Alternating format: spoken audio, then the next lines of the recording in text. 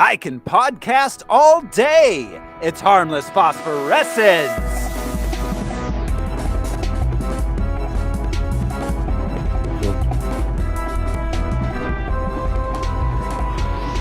Hello, everyone. This is Throw Smiley, and I have a detonator in my meat tube. Who's joining me this week? I'm Josh Cece. I don't care. They say sarcasm is a metric for potential. If that's true, I'll be a great man someday.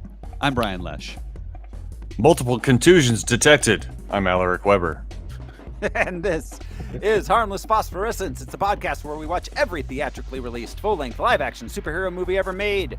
We gather some research into the production and the source material, then we tell you all about it.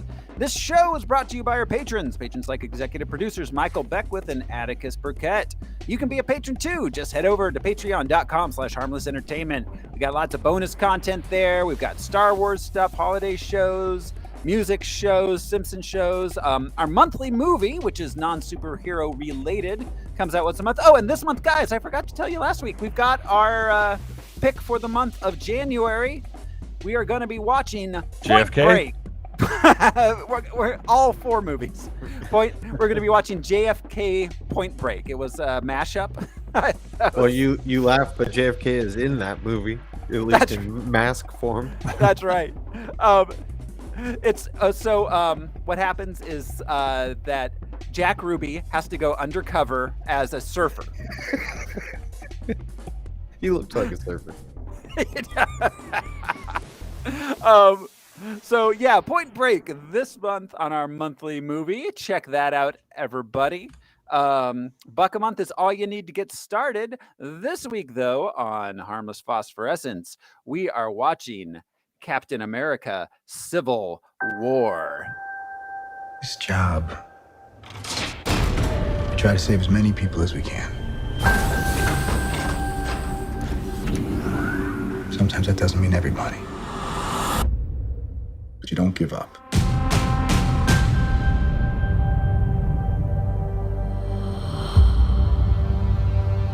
New York, Washington, D.C., Sokovia.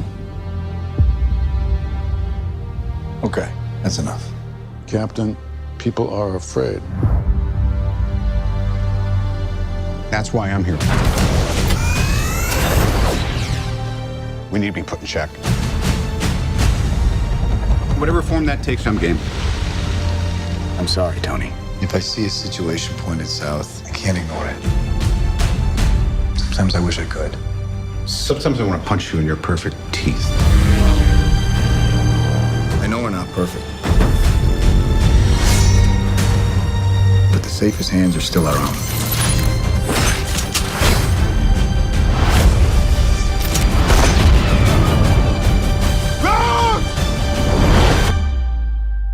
I was wrong about you. The whole world was wrong about you. They're coming for you. I'm not the one that needs to watch their back. This doesn't have to end in a fight, Tony. You just started a war.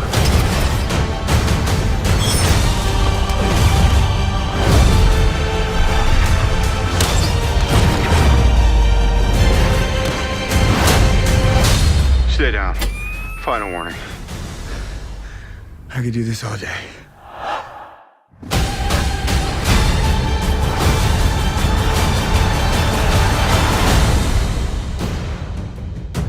All right, I've run out of patience.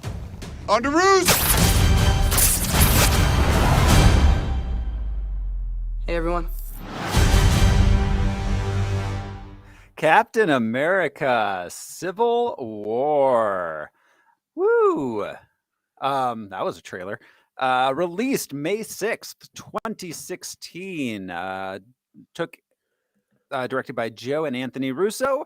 Cost $250 million. Took in $1.1 billion. So yeah, another big hit. I mean, it was basically Avengers 2.5. It was like a Captain America movie, really a name only. Yeah. But there was no Thor or Banner. that's what stopped it from being a full Avengers movie, is the lack of Thor and Banner. And what was it? I think Chris Hemsworth said when he heard that he wasn't going to be in Civil War, he thought he was getting fired from the MCU. I bet it's real touch and go with those people. Yeah. But it makes sense narrative wise, because why would a god or this guy who can't control his alter ego sign a document? You know what I mean? Like what difference would that make? Yeah, well, I mean, they're both way too overpowered to be part of this story. Well, Way. and Banner at that time, Banner could sign something, but he doesn't control the Hulk. So Well, yeah, exactly. And Thor's not even from Earth, so what does he Right. care? his laws. Yeah. So yeah, this was a big hit at the box office, which means it's time for us to play the box office top 10 game. This is the game in which I will describe the top 10 movies of the week of May 6th, 2016. The fellas here are going to try to guess what movie I'm describing, and you ready to run on down the list here, fellas? Oh yeah. Here we go. Coming in at number 10 for this week. Two men's moms have the same name. Batman v Superman. I knew it at the chuckle. Yep, still in play. Yep, number 10. I mean, it wasn't a failure. It just Oh, didn't- I'm sorry. Yeah, no, I meant it in terms of this movie, like how closely they came out. Oh yeah. How long has it been since Batman v Superman opened in theaters? About 2 months. Not quite 2 months, month and a half. Okay. I just wanted to establish that up front. Right. Yeah, exactly. It's crazy these came out so close together. Well, and we have points to make about that, but like obviously nobody was ripping each other off because they were obviously made in tandem. So Yeah, exactly. it's very interesting, the similarities. It is, and it's very interesting to see what the different studios, what directions they went. Mm-hmm. Okay, coming in at number 9. Oh my God. When the galaxy comes under the threat of a nefarious space captain, a mechanic and his newfound robot ally join an elite squad of combatants to save the universe. I had no idea that's what this was about. I've heard of this movie, but I know nothing about it. It's animated. Oh. It looks, I don't know, what is this? Blue Sky, Sony? It's hard to say. Something. One of those off-brand CGI studios. Ratchet and Clank. Oh, that was a video game, right? Yeah. Yeah. Hmm. Yeah. Their their tagline is "Kick some asteroid." Some dude bought a house. with Oh the God, trick yeah. he made. Well, that's like, you guys have heard about the guy that names Pixar movies, right? No. Oh, I think I have heard about this. There's one guy. I don't know if it's the same guy all along or if they've like changed that position, throughout the years. But there's one guy whose job is to name the Pixar films, and when he named Cars, he got a $200,000 bonus. $200,000 for the word Cars. Coming to you from the same man who named Toy Story. A Bug's Life. Yeah. Okay, but at least those are, titles. But then he got to Wall-E and he must have been hungover or something. He's like, what's the character's name? Wall-E. All right. Yeah, Wall-E. Click. Send. Oh God. Yeah, exactly. Coming in at number 8. Where does the house go? It goes up. All right.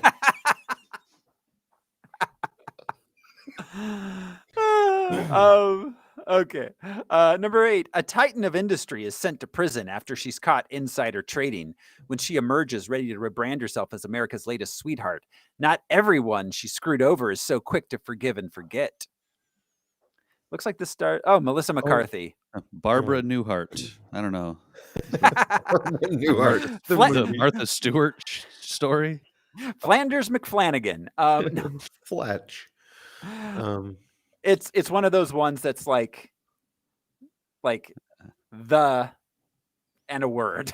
Oh, the spy. The cool spy. Well, except she's not a spy. She's The cooking lady. she's the boss. Oh, that's what it's called. The boss. The boss. Is this a gender bent Bruce Springsteen biopic?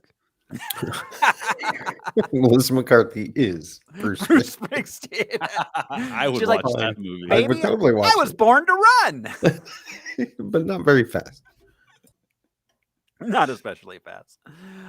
Giving it at number, what are we on? 7? Something like that. Yeah, number 7.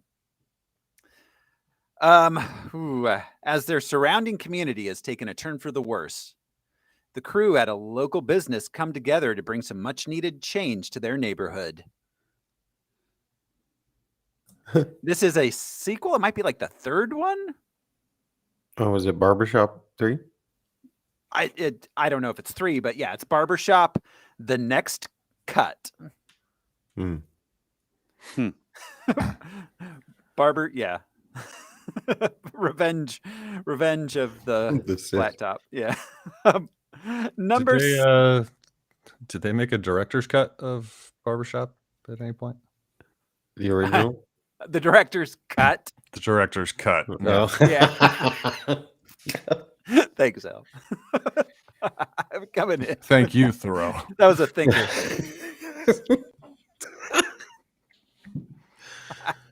Coming in at number 6. Bunny and Fox must fight Wolf. Zootopia? Yes. At number 5. Wait, hang on. Zootopia was on our list for Batman v Superman. That's It still was. kicking around theaters. Zootopia Yeah, was it a did well. humongous hit. Yeah. Strangely humongous hit because I did watch it because I had children and I was like, why is this like it's not a bad, but it's not like Wall-E or Up. Like it's not that level. Oh, well, yeah. It can't compete with Pixar, but yeah. Yeah. I don't know. I didn't get it. You Well, didn't get it? Anthropomorphic animals? yeah, not for me. Like Wow. It's been a Not- slow burn. because there was way too Like much Bugs Bunny? there were way too much sexy animals in it, which is like Yeah, it made me that's feel always a real problem. uncomfortable. And a large section of the internet, it made them feel way too comfortable. Yeah, I'll stick with Maiden Marian from Robin Hood. I was Yeah, going that's to say, like- that's a big furries movie. Babs. Oh, well, Chicks love Robin Hood, like, straight up. in Space Jam with Well, yeah, Babs. Oh, Lola yeah. Bunny. Lola, that's right, not Babs. Yeah, that's right. People Jessica were Rabbit. upset that she was not as sexualized in the new version. Yes, it's like what is like what is Like what we is- waited 20 years to jerk off to this. What are you doing? guys. Lola really let I- herself go. I promise I promise you guys that there's plenty of like bunny porn on the internet if that's what you're really looking for. Bro, There- how can you make this promise? concerned. I mean, it's the internet. I assume there's plenty of If- every porn. Yeah, if you think Yeah. about it, it exists as pornography yes. on the internet. But Absolutely. Somebody's done it. Number 5. 2 guys are looking for their lost kitty. Oh, Keanu. Yes. that's right. This Jordan is a The Key and the Key Peele and Peele movie. movie. Yeah, Mhm. like the only one they made together. It's weird. Yeah, it was good. It was funny. It was fun. Yeah. It was a long sketch, but it was good. The speaking of Keanu, has anyone else watched The Matrix 4? Yeah. Yeah. No. Yeah, you haven't yet, Josh. Yet. That's Or you're cute. not gonna. Okay. No, probably not. Okay. But go ahead. Just what the fuck? That's all I have to say. I didn't hate it. I thought it was fine. It was an interesting thing that happened. There was a lot of stuff in it I liked, but just overall, I was left really wondering, like, what is this thing that is happening on screen? So I don't There- want to get too deep into the Matrix 4, but I am running under the assumption that it was, if you don't make it, we will make it. Oh, yeah, 100%. Because that is explicitly stated multiple times in the movie, and it's super meta. Make Yeah. the Matrix. Yeah. Like if one of the Wachowskis did not make a Matrix follow-up movie, they would have just made one without them. Right. That's Because literally they own the property. It's literally stated in the film as a metatextual line. They say if we don't make a fourth one, then our parent company Warner Brothers will. That's like almost a verbatim line. They name check Warner Brothers. They're talking about the video game version of the Matrix in the universe, yada yada. But that's why I'm like, oh, okay. All of that being considered, I'm like, oh, that makes it so much better than it being an honest to goodness, we're revisiting the Matrix. So my take is I loved all the metatextual stuff, and I loved a lot of the commentary about the current state of the internet and all of that. But just looking at it as a straight in-universe adventure story, it is so weird and bad. It reminded me of Endgame with the time heist. I just kept calling it a mind heist. Yes. It was like, this fucking mind heist story is weird, man. Really weird. And I still don't understand why the whole conceit of the movie exists as to why Neo and Trinity had to be in the Matrix. Like, I still don't feel like we got a satisfactory explanation for why and how. They're better batteries, I guess. But they're not the only two batteries. There's like all the other people too, but all the other people won't work unless they're there. Like, well, I don't think that that's what they were getting at. I just think that they get a lot more juice out of those two than they do many, like they're probably worth $1 million or something people or something for them to have all that infrastructure. Anyways, join us at our Matrix podcast in 10 years when they make a fifth one. We may someday get to it. Because we've only got about 10 and a half months of superhero movies left. Number 4 on the box office top 10 game. Eric and Sarah raised Eric and Sarah, raised as members of the Queen's army, try to conceal their forbidden love as they fight to survive the intentions of both the Queen and her sister. What? Bees. Is this like Enchanted or something, or not Enchanted? What's the other one? This one does. Of those movies? Oh, hey, look at that! Chris Hemsworth was in the box office top 10 this week. The Huntsman. Huntsman 2, Winter's Still War. hunting. Yeah. Number 3. 3 generations come together in the week leading up to a holiday. Naturally. The stars, we got Jennifer Aniston, Julia Roberts, Kate Hudson, and Jason Sudeikis in the whitest movie ever made. Mother's Day. Whoa! How'd you do that, Al? Wait, really? Yeah. I knew it was a holiday character. I just thought of a holiday in May. That's it. You got it. Someone made a Mother's Day movie. Wow. We should do a holiday movie. For every holiday there's a movie for. We got Born on the 4th of July.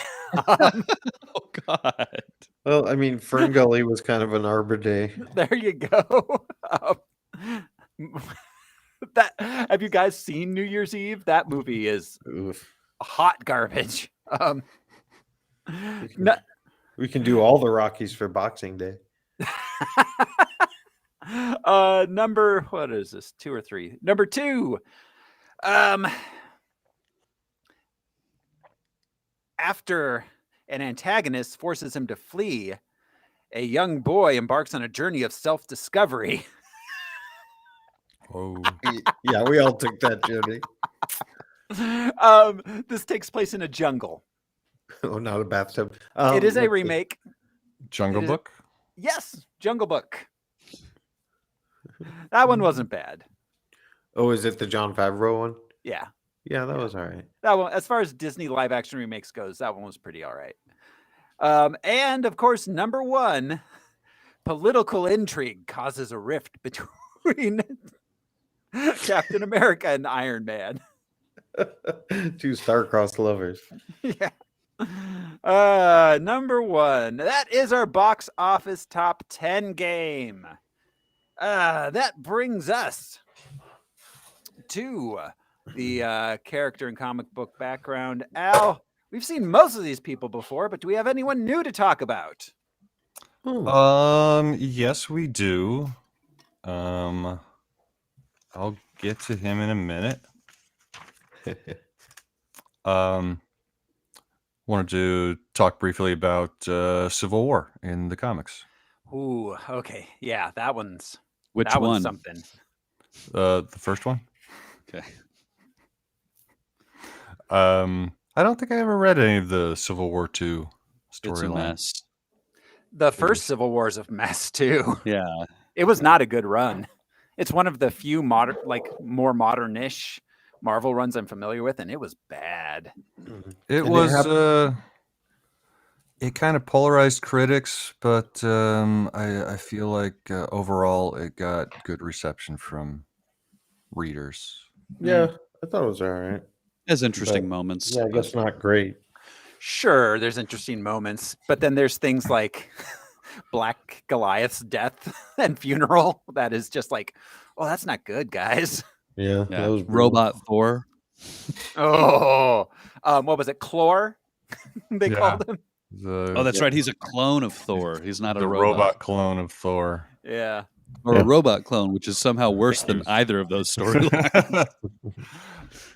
So Civil War was a 2006-2007 crossover storyline consisting of the 7-issue Civil War limited series written by Mark Miller and penciled by Steve McNiven, along with various tie-in books. I just found out that one of those tie-in books was Ultimate Spider-Ham Civil War #1. Oh, Okay, well now that's awesome. why didn't they just adapt that one?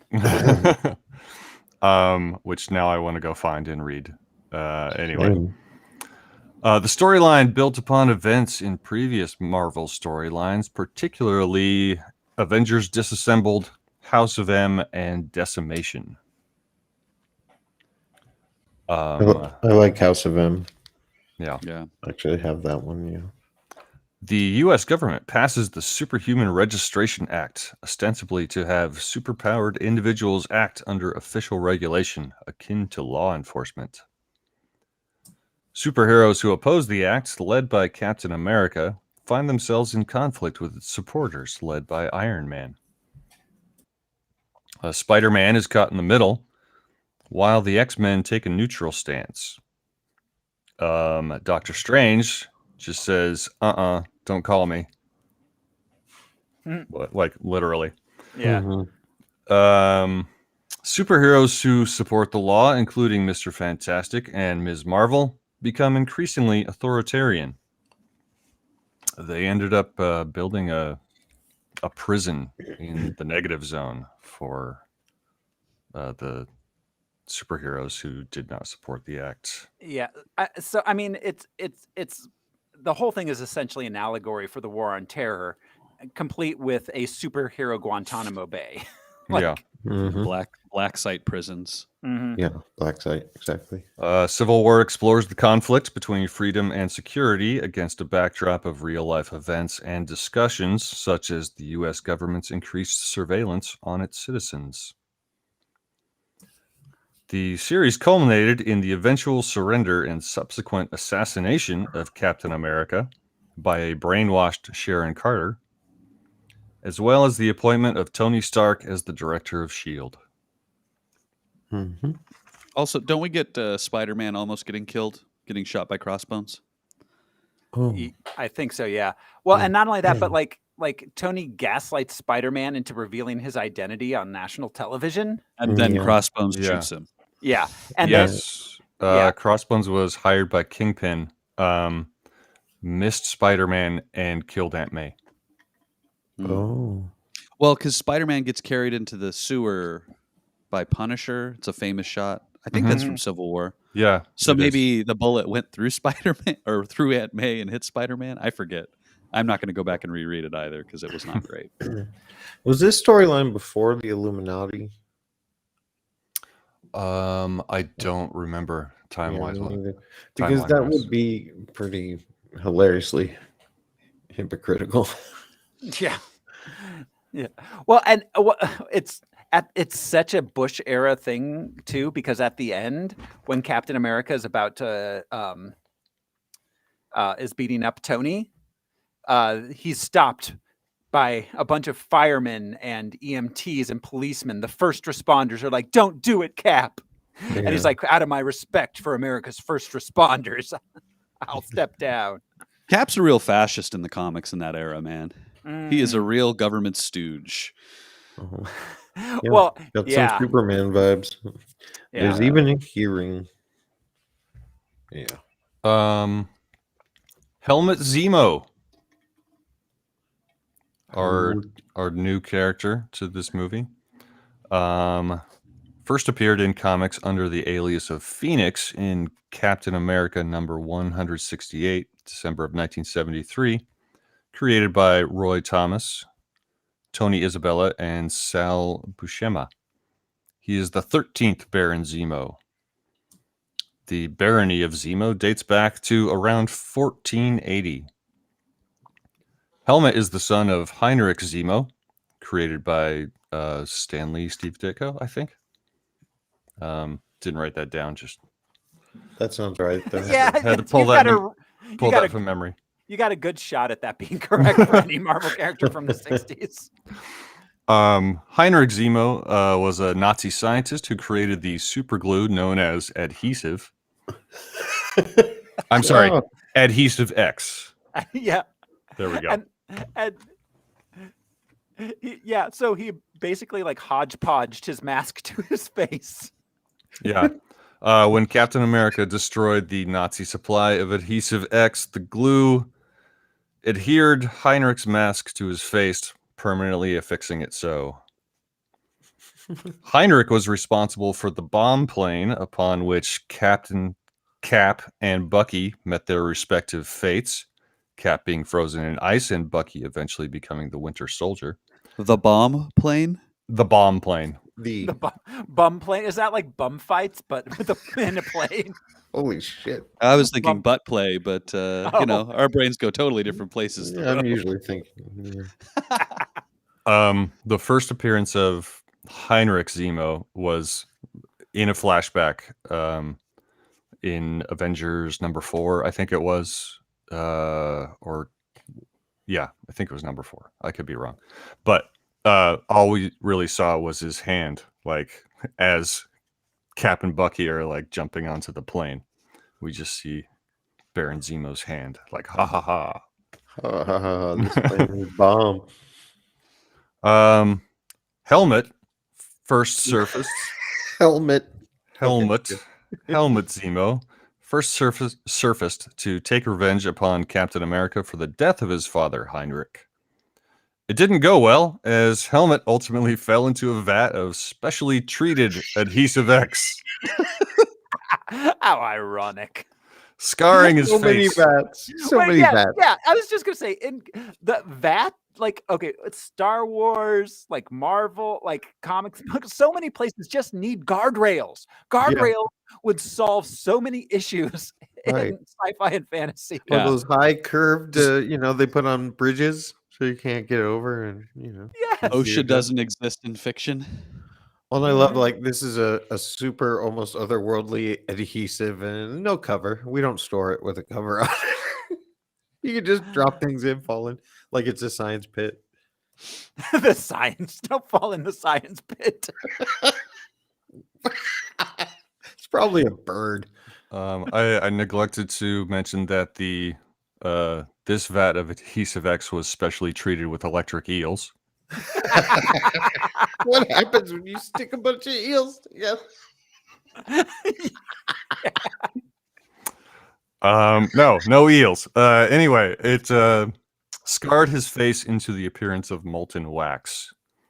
Thus, he took to wearing a mask most of the time. Helmut Zemo would take up with the likes of Arnim Zola, Mother Superior, and Red Skull. I heard that Mother Superior got ahead of herself and jumped the gun. Yeah, it's well noted. I think Mother Superior was the daughter of Red Skull. Yeah, Yes, I remember yeah. from the comics. Yeah, she was a killer nun or something. Helmut Zemo would form the fourth incarnation of the Masters of Evil. Well, as we've discovered, there's a lot of killer nuns, notably in Canada. Yeah, That- I love the. Sorry, that wasn't actually funny, but anyway. I love the Masters of Evil comedy tour. They made a concert film. It was good.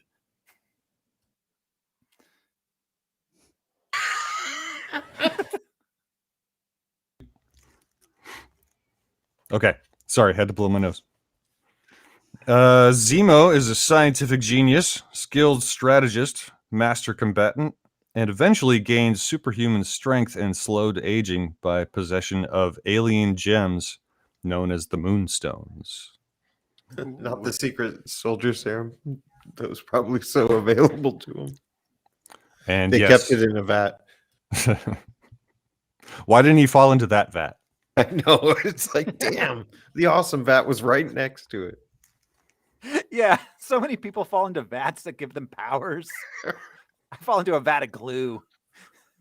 And he is a genius level intellect. And a genius level klutz because he keeps falling into vats of things. At least once. At least once. I was gonna talk about Sharon Carter, but then I started looking at her bio on Wikipedia and realized that we did talk about her sufficiently in the last Captain in Winter Soldier. That's right. Yeah. I think that was it. Yeah, Wait, Black Panther. We're going to be leaving for the Yes, Black yes, Panther. Black Yeah, I Panther. was going to say we got to at least say Black- we're going to talk yes. about Black Panther Yeah. and Spider-Man again when we see them again. First, I mean, yeah, I think hope it's we don't good. go through Spider-Man's history again because we have Oh no, many times. But Black yeah. Panther definitely will be talking about in depth for the Black Panther episode. That will Yeah. become parents clear. got shot after The- watching that movie or something, right? Yeah, Pearl. We've seen it a dozen times. Yeah, pearls scattered in the floor. I mean, we're gonna have to talk briefly because it's a different universe Yeah. entirely. Yeah. And then his planet exploded. Oh, that's right. Mhm. That's right. His parents were killed coming out of a movie as the planet exploded. They sent Bruce away naked as the eyes of a clown. They sent Bruce away You inside a say giant naked as bat. the eyes of a clown. Yeah, it's a Don Bryan lyric. Just thinking of it. What? Well, don't you remember? Cal's fucking naked. Richard Donner. Oh yeah, wanted us to yeah. We got baby absolutely penis be in that sure. movie. Yeah. Why? So Bruce Wayne was inside a giant bat sent from Gotham planet, the planet of Gotham. They sent him to the other side of town. Yeah, like, like just don't- shot him across the bay in a cannon. He's like, you found my only weakness. It's a stone called Gothamite. My only weakness is the planet exploding. So, all right.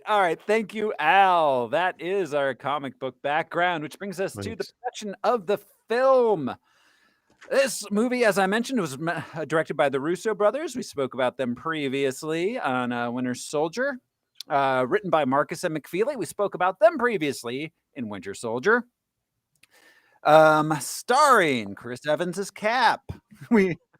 Robert Downey Jr. as Tony Stark, Scarlett Johansson as Natasha Romanoff, Sebastian Stan as the Winter Soldier, Anthony Mackie as Sam, Don Cheadle as Rhodey, Jeremy Renner as Clint, and our new cast members. We've got Chadwick Boseman, rest in power, King, as the Black Panther T'Challa. Chadwick Boseman, as I'm sure we're all aware, passed away from colon cancer last year. He was diagnosed with colon cancer during the promotional tour of this film. Oh man. Wow. Yeah. And that's got to be brutal. I live with Crohn's disease, and it's pretty rough. Ugh, Yeah. man. But he Shows kept you how it tough this dude was. Yeah. right. He went on Yeah. to make just watch Black Panther. He was undergoing treatment for colon cancer during the entire filming of Black Panther. Like fucking, this dude is awesome. Wow. Yeah, that's amazing. Yeah, born November 29th, 1976. Shout out to me and Al's birth year. Passed away August 28th, 2020. That really brings it home because he was the same age as me and Yeah. Al. And pretty close to you too, Josh. I finally got to see a superhero in the movies that was the same age as me. Yeah. Finally. Yeah, there's been a bunch that are younger and older. I don't know how old that raccoon is, but I kind of identified with him.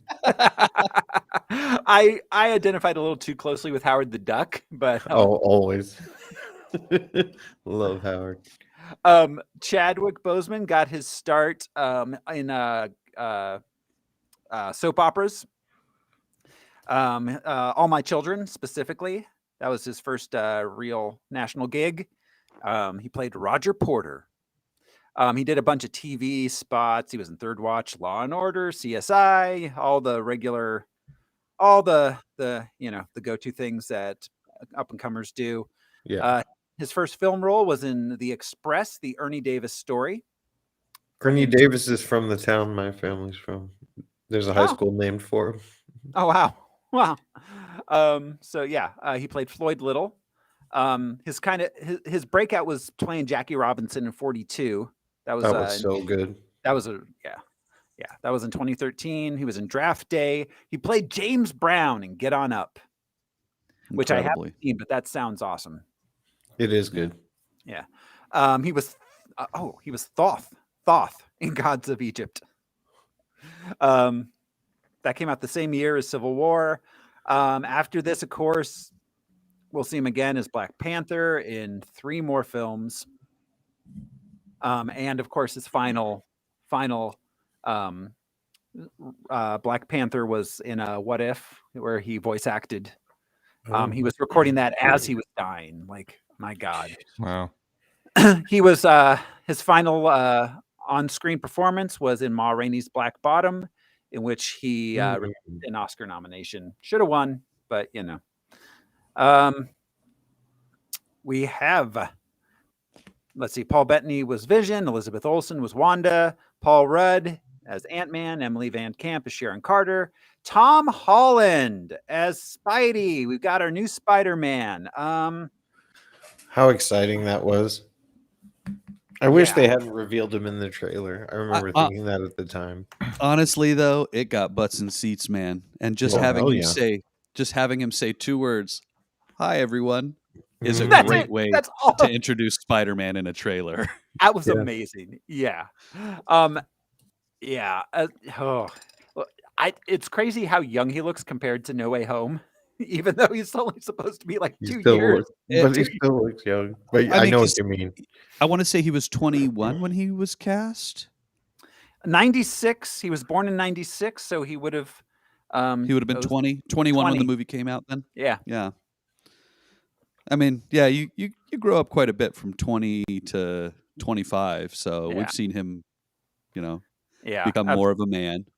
Absolutely. Still looks 15. Maybe it's his height. Yeah, for sure. He's got boyish looks, definitely, and he'll look like that forever. Right. Oh yeah, absolutely. He's part of the great English tradition of upper elite prep school kids going into the entertainment industry in Britain. Yeah. So Hogwarts that's where he went. Middle Earth.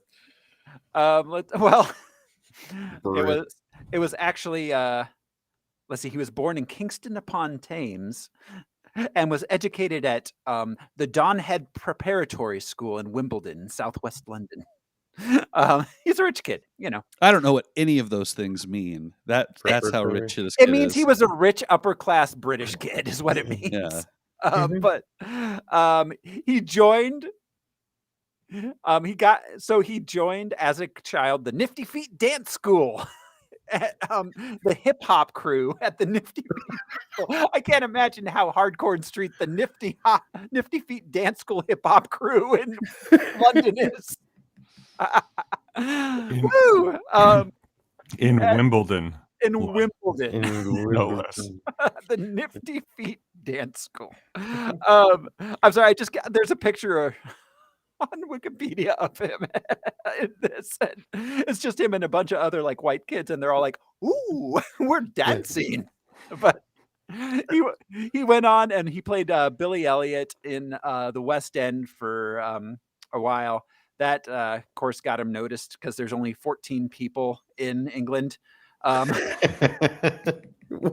because we can't have Americans playing these roles. No.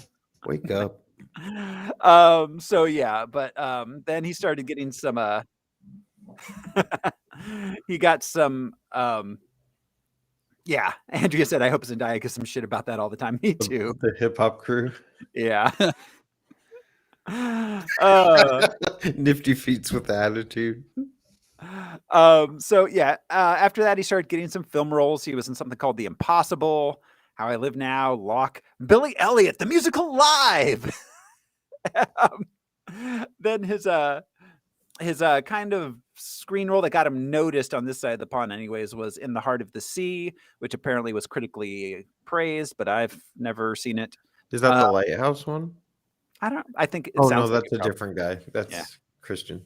Oh yeah, Go I don't ahead. know. But yeah, so we will of course be talking about Tom Holland more as Spidey in a number of films.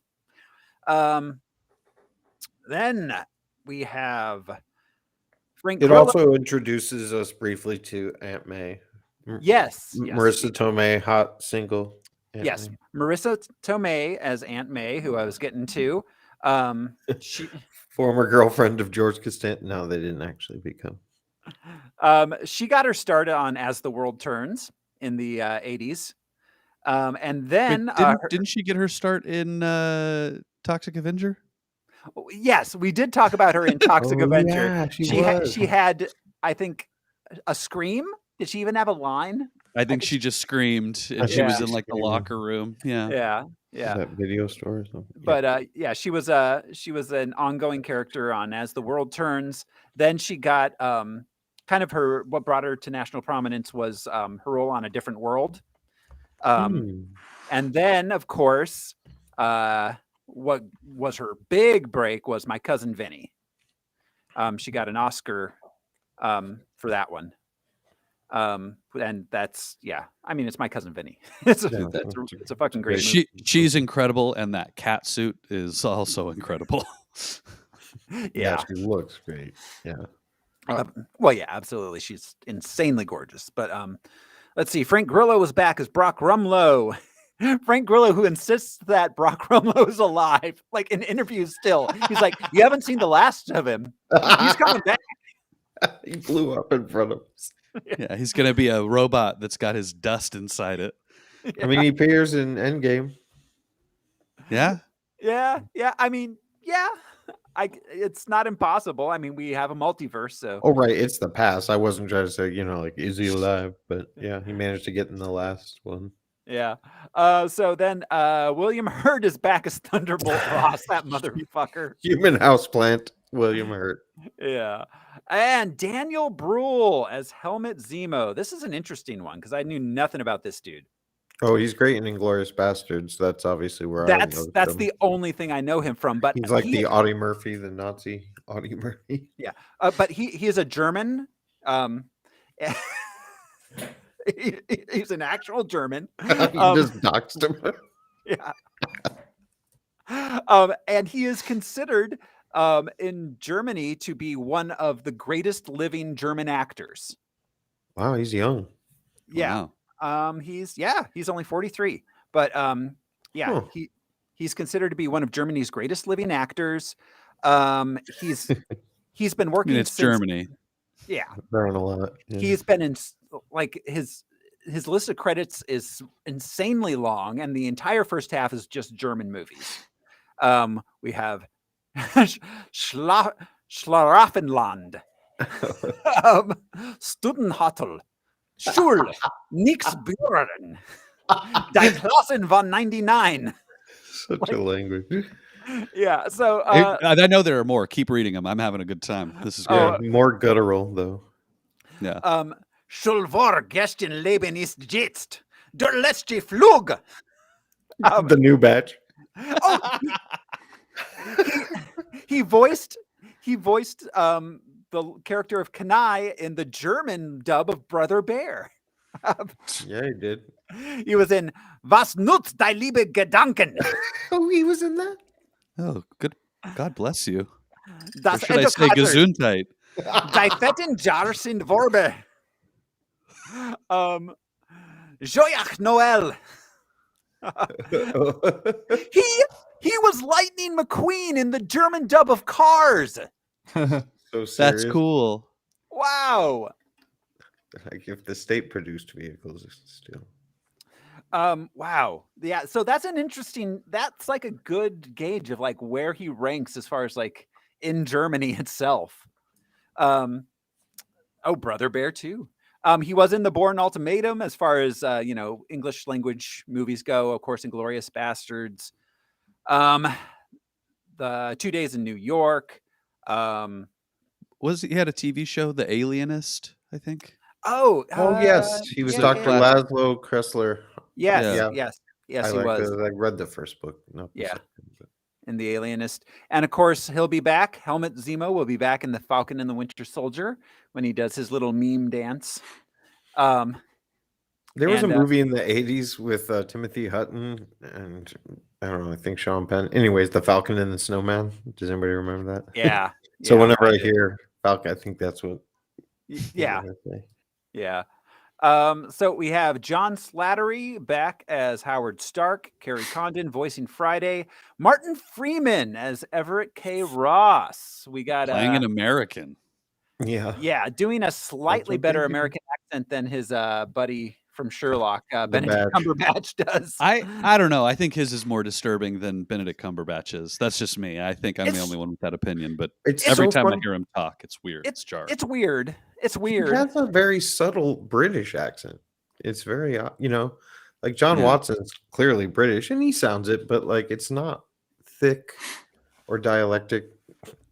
It's almost like what an American would speak. But yeah, it's an interesting movie when Martin Freeman is the least interesting character. I don't know. I love the guy. Absolutely. So let's see. Alfred Woodard as cameoed.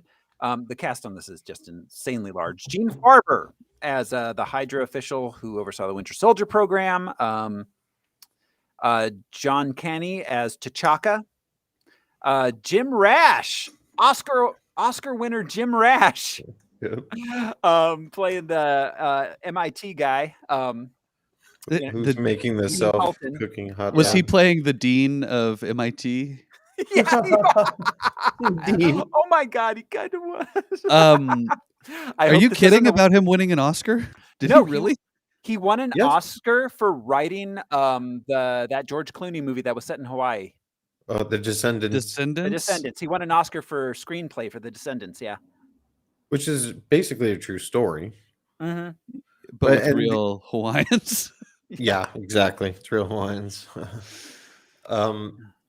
Andrea's aunt's sister married into that family, the royal family. Yep. And as Andrea just mentioned, Hope Davis as Mrs. Stark. Hope Davis, of course, she was in well-known actress, probably biggest in the 90s, although she was in About Schmidt, American Splendor. But she's, well-known actress. Flatliners. Home Alone, Kiss of Death. Yeah. Hope Davis. Yeah, that about rounds out our cast. A huge cast for this one, of course. I just want to note one person who is missing from this, because we already talked about Banner and Thor being missing. Where the hell is Nicholas Fury? Where is Sam Jackson in this movie? What was he doing? Did they say that's a planet? What? Well, no, he wasn't off planet yet, because the next time we see him is Infinity War, where he gets snapped. Yeah. We don't see him again till then. Anyways. So he was in New York at that time with Maria Hill. Yeah, I mean, he's still in hiding at this point, but we never get a satisfactory answer for where, because he doesn't seem to be in hiding during Infinity War anymore. Yeah, In he fact, doesn't do anything ever again. What movie? No, but what movie is it where there's a post-credit scene where he uses the Captain Marvel beeper? That was the end of Infinity War. Infinity War. Yeah. Right. Yeah. Gotcha. Yeah, when he gets snapped, as he's getting snapped, he presses the beeper. Yeah, Because he fakes his death in Winter Soldier, Mhm. and then disappears. He burns all of his stuff, and then he reappears in Age of Ultron. And then we don't see him again until the Infinity War post-credit sequence. Yeah. I mean, he didn't want to be a part of this, maybe. Yeah, I'm just curious about what Sam Jackson was doing at the time. That's kind of a weird. He was thing, making 11 other movies. Yeah, because he loves these movies. It seems. Yeah, I don't think it was. I think they just didn't write him in. I think maybe they just thought there wasn't a narrative place to put him. Would be my guess. Well, he'd be arrested, right? And he would Oh, definitely be privy to the Accords. Yeah, absolutely. Not privy, but like, what's the? He'd be Under, involved. yeah, He'd well, have he'd to take a side. Yeah, he'd fall under. Yeah, he would fall under the jurisdiction of the Accords. Right, there you go. For sure. So, this movie has 90% on Rotten Tomatoes, and guys, that brings us to the film, the breakdown. You ready to jump into this thing? Yogotova Kovash. Yeah. I said it wrong. Ready to comply? Yogotov Ovichash. Yogotov Ovichash. Ready to comply, Al. So, here we go. This is Captain America: Civil War. We open in 1991. Nirvana is breaking.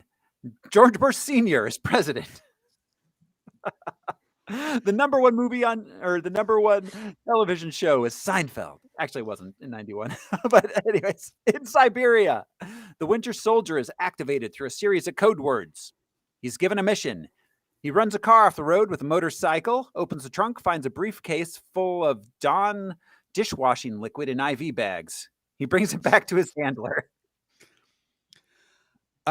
I want to say I love the mystery of this. I remember watching this movie and being so confused until it made sense, until all of a sudden this little breadcrumb made something. Yeah. It's really clever. Compare this to we're opening the Batman versus Superman salvo. The stakes of this is our my mom's name is Martha moment being established, the first thing that we see in the movie. Right. Yes, absolutely. And actually, the mother thing is what Bucky uses to prove to Cat, like, your mother's name is Sarah. We even get a Sarah's mom. Get that. Yeah. Oh my God. Yeah. The mother thing. Like this film is so well written. Yeah. So well written. So yeah, like you were saying, breadcrumbs. Like, so the crux, Bucky is the crux of the, well, and then comes down to being, much bigger. So yeah, taking the time to get you to care about these characters that you already cared about, but you already cared about Batman and Superman, and they didn't give you that. Yeah. Satisfying. And this part, the Siberia visits to Siberia in 1991 do two things, which is really cool. And we'll talk about that as we get more of these. But I just wanted to say that out front, like they did such a great job to open with this instead of absolutely 15 minutes in, we get a shot in 1991, for the first time. Well, and it opens cold. We don't get Marvel before this or anything. It's just boom, 1991, and we're going. Wow. So yeah, we get the Marvel logo after this scene. Then we cut to present day in Lagos, Nigeria. Cap, Wanda, Natasha, and Sam are staking out a science type place. They're hunting for Brock Lumlow. They're staking out a police station. Yeah. Oh, that's right. That's right. And the science type place is down the road. Yeah. The Center for Infectious Disease. Yeah. So Brock arrives. Brock. He attacks. He gets a biological weapon. The Avengers work together to try to stop them. Brock and his guys flee through the city with it, and in the end, Natasha retrieves the weapon while Cap confronts Rumlow, who activates a suicide bomb. Wanda manages to use her powers to contain the blast and fly him up into the air, but she doesn't hold it inside her force fields long enough, and it explodes the upper middle floors of a building, causing the death of innocent bystanders. And develops her character. She's still young. She's so powerful. She doesn't even know how powerful she is. No, she does not. And okay, so I don't want to minimize the deaths of the people that, these fictional characters that died that kicked off this whole Sokovia Accords thing, but I'm willing to bet that there were less people in that building that died than there would have been in the marketplace that died. 100%, but they were politically important people. Yeah. Which adds to the level of this disagreement that we get into, this philosophical idea that the UN gets to choose who and what they fight for. But yeah. Well, and so, I mean, that's the thing, though, too, is like it's a legitimate question. What right do these people who are mostly American citizens have to simply enter another country and start, whether they're overpowered or not, whether they only have guns, like Natasha? I don't know what country Natasha's a citizen of, but she doesn't fly any flags at this point. But like what right do they have to enter a country and blow stuff up? Well, and also, like you said, it was just sort of one or two floors of this building, probably not all that occupied. But again, it's bringing it home that the MCU is our universe. It's where we live, and they're responsible and accountable for their collateral damage. Yeah. As opposed to, say, Man of Steel. They just destroy a city, and the only person really mad is Batman. Right. Well, yeah. I mean, Man of Steel was basically 500 9/11s all at once. So, So you know what I mean? Like, these heroes are held accountable. I know they tried to make Superman accountable, but he basically showed up to say, you can't make him. Well, and it's really interesting because we'll get to Secretary Ross later on, but the idea that they don't have any guilt around what happens immediately after this explosion happens. You see Cap guilty. Yeah. You see Wanda guilty. You see everybody in that situation is like, oh fuck, what have we done? And it's like, you've saved hundreds of lives and caused collateral damage. That's it. Yeah, exactly. And they, it's like, okay, well, Sokovia, I mean, that was Ultron. Oh yeah, but Tony, aren't you responsible for Ultron? Okay, so yeah, let's be clear that in Age of Ultron, Tony Stark became a villain. Not a misguided hero. He just straight up became a villain in that movie. Well, he made a unilateral the consequences of his actions basically created him becoming a villain. I don't think that he chose to become a villain necessarily. Well, like any good villain, including Thanos, he thought he was doing the right thing. Absolutely. Yeah, his intentions were good, but he didn't have time for a speech from Cap. The space between Tony and Thanos is very small. Very small. That's why they do the same thing. Yeah. But I mean, and so what was the point? I was just about to make a point. So and also his motivation in this film, we come to find he's not as much worried about doing the right thing and what he thinks is right as he is trying to do two things that are both incredibly selfish motivations: assuage his own guilt and get Pepper back. He's trying to get Pepper back while being Iron Man, and this is the way to split the difference. Right, because his words. He can't stop his addiction. Mm-hmm. So he thinks maybe if he shows Pepper that he's using drugs responsibly, she'll still come back to him. Right. That's a good way to put it. I wanted to give a quick shout out to Galena. Thanks for watching. Oh, well, thank you. Galena, you say? Galena, I think so. Is fun? That's spam. That's a bot. That spam us. Oh, that's a shame. Yeah. I thought she was maybe appreciating my attempt to Well, she was. No, she wants in a data farming way. link, Al. She wants us to click the link and look at some porn. That's what she wants. Lesson learned. It's a fair request. Yeah. I mean, click the link, look at some porn. I mean, there's worse things. I've done it for less. So, all right. We cut to MIT. Tony is demonstrating a holographic memory thingy he made that has some rather disturbing de-aged Robert Downey Jr. in it. Honestly, I love the de-aging of him. Yeah, All I supposed could to. see is Suitcase Boy from Yeah. SNL. Yes. And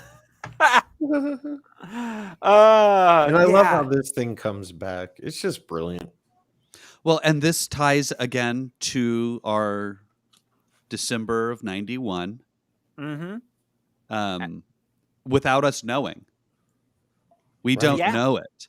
This is the last time I'll ever see them. I wish I had said something. It won't Yeah, change, so blah, blah, blah. clever. Yeah. Tony is working through the trauma of his adolescence, or he's an adult at this point, his young adult life. An adult. Yeah. Yeah, the idea that you fight with your father until you can't anymore, and then you're just like, "Fuck!" There were so And then many one of you things I dies. wanted to say. Yeah, Oh, yes, dude. Yeah. you know, like I Absolute- should have said "I love you" absolutely. when I was defensive because he was Yeah. an asshole. Yeah, 100%. That's dads and sons, like Yeah. motherfucker. Yeah. So We're working through it on the show right now. yeah. Constantly. So yeah, it's showing the last time he saw his parents. We learned that he and Pepper broke up. On his way out, Well, he's in a really subtle way, we learn that he and Pepper broke up. yeah. We see him look at her name as he's supposed to introduce her as the head of Stark Industries, and he freezes. They did such a good job of showing and not telling. Yeah, This is a really incredible thing because Mhm. they could have been like, oh, Pepper Potts, she runs my company. She's not here. He could have said something. He could have said something to someone off screen. Yeah.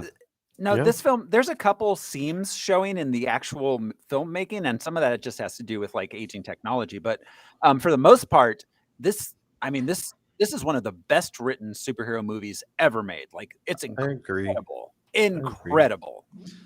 There is no loose thread, but everything at this point in the movie feels like a loose, oh, this doesn't matter. None of this is There- important. Yeah, There that's were- just the gobbledygook. There were Yeah. a couple loose threads that I thought were loose threads that I was Googling right. and found out they weren't loose threads. I just missed some details. I'd be curious to hear what those are. Good Uh, thing we're I'll doing talk. a podcast. I'll I talk. mean- yeah. First time I saw it, I missed that T'Challa was in Siberia at the end. Oh, yeah. But they do it in like old mystery movie type fashion, like his shadow moves back behind, and then Oh, you see yeah. him running in the background yeah. at one point. Well, yeah. He's just there's a couple scenes where they have a couple cutaways to him, but there's a couple scenes where he's just in the background here and there, like he watches them fight a couple times Yeah. and does nothing. Yeah, which was an interesting thing for T'Challa to do. Be like, I'm staying out of this. Well, that was his attitude all around. Well, at that point, and we're getting ahead of ourselves, but at that point, he had figured out the whole thing. He's smarter than all of them. Yeah, Yes, 100%. of course, yeah. he is, yeah. As But far isn't as it like Peter? diplomacy and people go. Yeah, My yeah. He's not tagline as wasn't that Peter, where he's like, "I'm Peter Parker," and he's like, "I don't care." yeah. No, that's Clint Barton. Mm. Oh, yeah, that's right. I'm Clint. Yeah, we haven't I'm met. Clint. I don't care. Yeah, I don't care. So, all right. On his way out, he's confronted by the mother of a man that was killed in Sokovia during the events of Age of Ultron. And that and also, she I'm ma- sorry. Go ahead. I was gonna say she may also be the villain from Luke Cage, That's right. Cotton- She was in- Cottonmouth sister. Yeah. Although it's real questionable. I mean, that may be a different multiverse at this point. It's hard to say. Yeah, but no, yeah, Well, it's just cool that Alfred Woodard got 2 roles. Yeah. And Tony had to be confronted to have empathy. Yeah. And then he used this kid, and Cap is sitting there like, okay, I'm sorry that kid died, but like, I can't individually name all these people. I have to save as many people as I possibly Right. can. I mean, because Tony knew that tons of civilians died. Like he Well, knew he was that. an arms dealer. He was responsible for that- the deaths of innocent people. I think that Cap had been grappling with his guilt around what happened in Sokovia because it was their biggest failure by far Oh Right. yeah. this whole time. Whereas Tony is for the first time dealing with Yeah, it, even though it finally. was all his fault. Yeah, I mean, Well, it hurts Cap's heart. To Tony, it's a fuck up. right. Yeah. And that's a good point, Josh, that like he has to be confronted with it before it Yes. means anything to him. Right, and he Mhm. does these charitable acts to, like you said, assuage his guilt and his, yeah. But yeah, no, he's a classic narcissist. Unless Yes. it's happening to him, it doesn't mean anything. Well, and the cognitive dissonance of a guy who spent his life, and his father did too, arming people and arming the whole world, bad guys and good guys. And so, yeah, it's just like Mind you, he has to ignore that. he almost spent $1 billion to work on his daddy issues, which his Mhm. father died at this point, 25 years prior to this? Yeah. Meanwhile, he has done nothing to work through his guilt around killing hundreds of people, maybe thousands of people in Sokovia as collateral damage. Mm-hmm. Yeah. Says quite a bit. Yeah, it does. Yeah. Well, and yeah. So, well, actually, this is a slight unanswered question, which I never had, or which I didn't actually write down. But so how big is the country of Sokovia, and did they destroy the entire country? Was the entire country just that city and the surrounding countryside of that city? Well, it reminds me of what's that nation that's real tiny, smaller than the Lichten- Vatican? Yeah, Oh, like or Brandenburg. Oh, And- Luxembourg? Luxembourg. It's like Luxembourg. I assume that Latveria is the same way, where Mhm. it's like a mountain with a castle on top and like villages down the mountainside kind of thing. Or That was Monaco. my Monaco. Yeah, that's South. Yeah, but- like I pictured Yeah. as one of the like Soviet satellite countries after the Yeah. Republic broke up. yeah, definitely. But like so tiny that there's just one major city and maybe a few small towns around the city. Right. It's actually drawn by ethnicity more than geography. Yeah. not unlike Wakanda, which is a tiny nation. Yeah. Mhm. Yeah. Okay, sorry, we're on the geography part of the podcast now. Again, I'm gonna go back to Batman versus Superman. We were introduced to a country in Batman versus Superman called Nairobi. Yes, we are. Why not use a place called fucking Nairobi that exists? Yeah, it's not copyrighted. You can say that word if you'd like. So we have Sokovia and Wakanda. They are the Yes. two fictional places that exist in the MCU. In this Yeah. movie, we go to Vienna. Oh my God. Yes. We go to where were they? They were in Lagos, Nigeria. Lagos, Nigeria. They Yep. go to Berlin. They London. go to Siberia. They go to Leipzig. London. They go to Bucharest. Well, and that's Bucharest. They do where Literally, ledgers all of don't these- exist. All of these places are in the real fucking world. Yeah, they were they not are. afraid to use real places and Although- insert two countries especially when instead we, of the opposite. especially when we get to the as we get to the end though, one of my big unanswered questions is traveling. Yeah, that Traveling time and the amount of teleporting that takes place that makes Game of Thrones look realistic. So I think that the Quinjet goes into Good. space and comes back down from space at this point. I don't think it's flying through the atmosphere at all. But Tony decides to take a helicopter from upstate New York, Westchester, wherever the mansion is now, and fly to Siberia in a torrential sleet.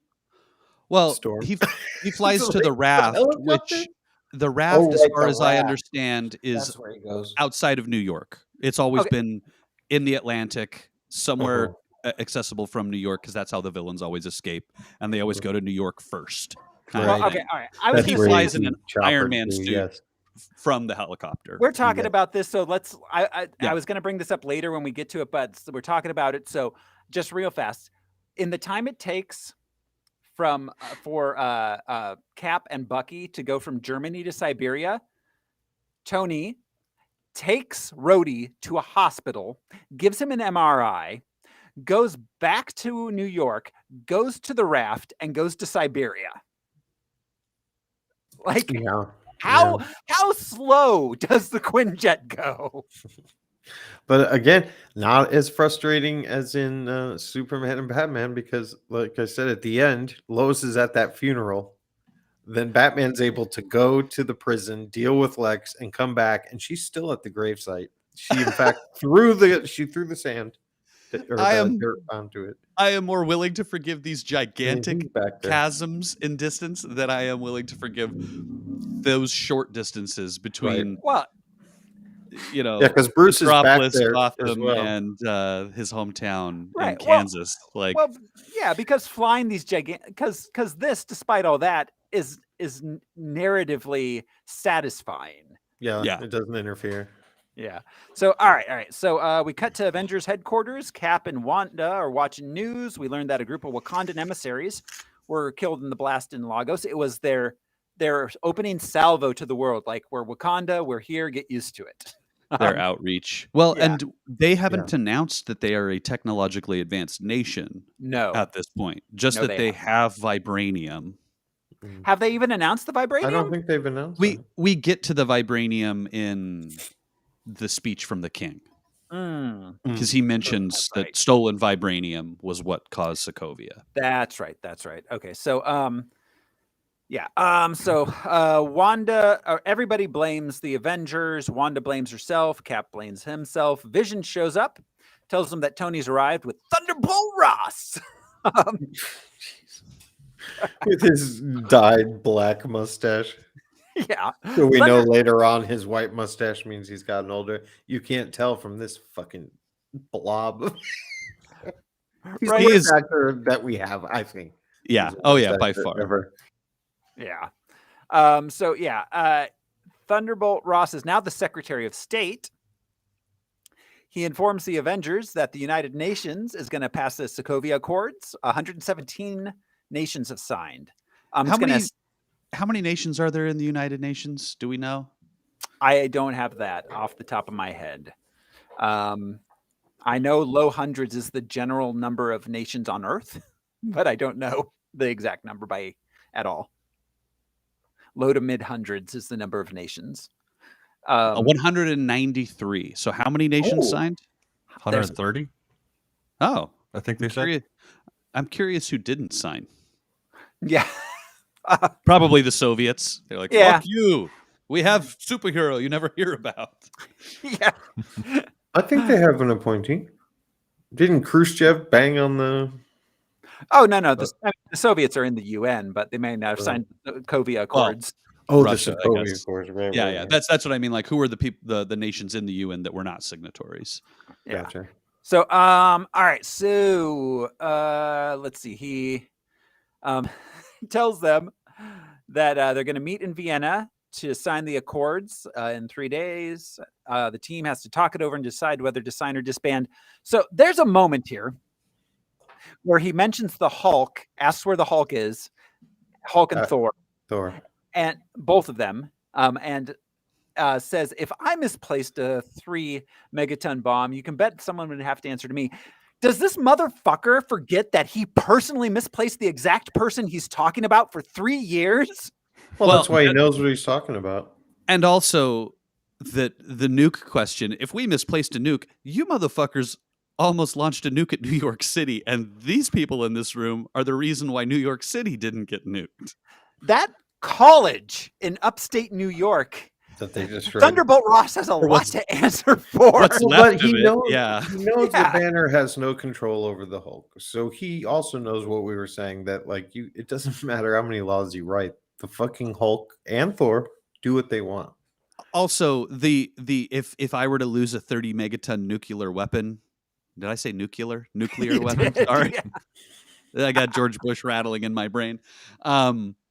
The United States government, I don't know if anybody knows this, we have lost nuclear weapons off of carriers in the Yes. Pacific.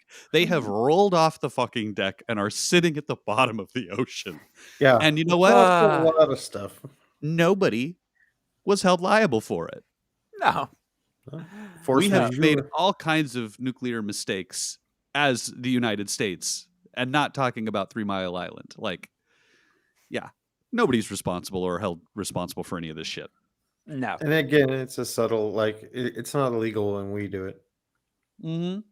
Yeah, exactly. And we're But going to again- tell you when you can. But again, he's using it as an example, the exact person he personally lost. Yeah, Mhm. yeah, and of course they wrote that line in so that we would get the explanation as to that, Thor and Hulk were not around and they won't be in this movie. Yeah, it Yeah. was that. It's a great little scene because then they shoot to Tony, and Mhm. just there's something about Robert Downey Jr.'s eye movement in this scene because he's not saying anything. He's absorbing the vibrations in the room, and so like he's looking very solemnly at Ross, and Ross says the nuke thing, and he looks over at Cap, and then looks back. It's just very dramatic. Yeah, It's cool. Yeah. he is. Um, What is it? Uncharacteristically non-hyperverbal. Right. Yes. Yeah. Yeah. Exactly. So we cut to Cleveland. Well, and then he uses the kid, right? Or is that Cle- later on? Cleveland is another location. Jesus. Yeah. Hmm. We cut to Cleveland. Bucky's old Hydra handler is hiding there. I guess Well, if you're gonna hide somewhere, Cleveland's a place to do it. Oh my God! There's a documentary about him. Have you heard about the Nazi? And he was caught. I Oh think it was in yeah. the 70s, but he had been living in Cleveland, started a whole new life and family and everything, and then somebody recognized him as this Well, brutal guard from Dachau, I think. the Russos are from Ohio, so I assume that they probably heard Ah. that story and Right. tied that into I'm this sure it was movie. famous. Yeah, Yeah. like because that's where you'd want a low key, probably. Yeah. So yeah, Baron Zemo arrives, takes his Winter Soldier instruction manual, and kills him when he won't give him more information. I Uh, I love so Zemo's plan is incredible because this is the fast way to it. mhm.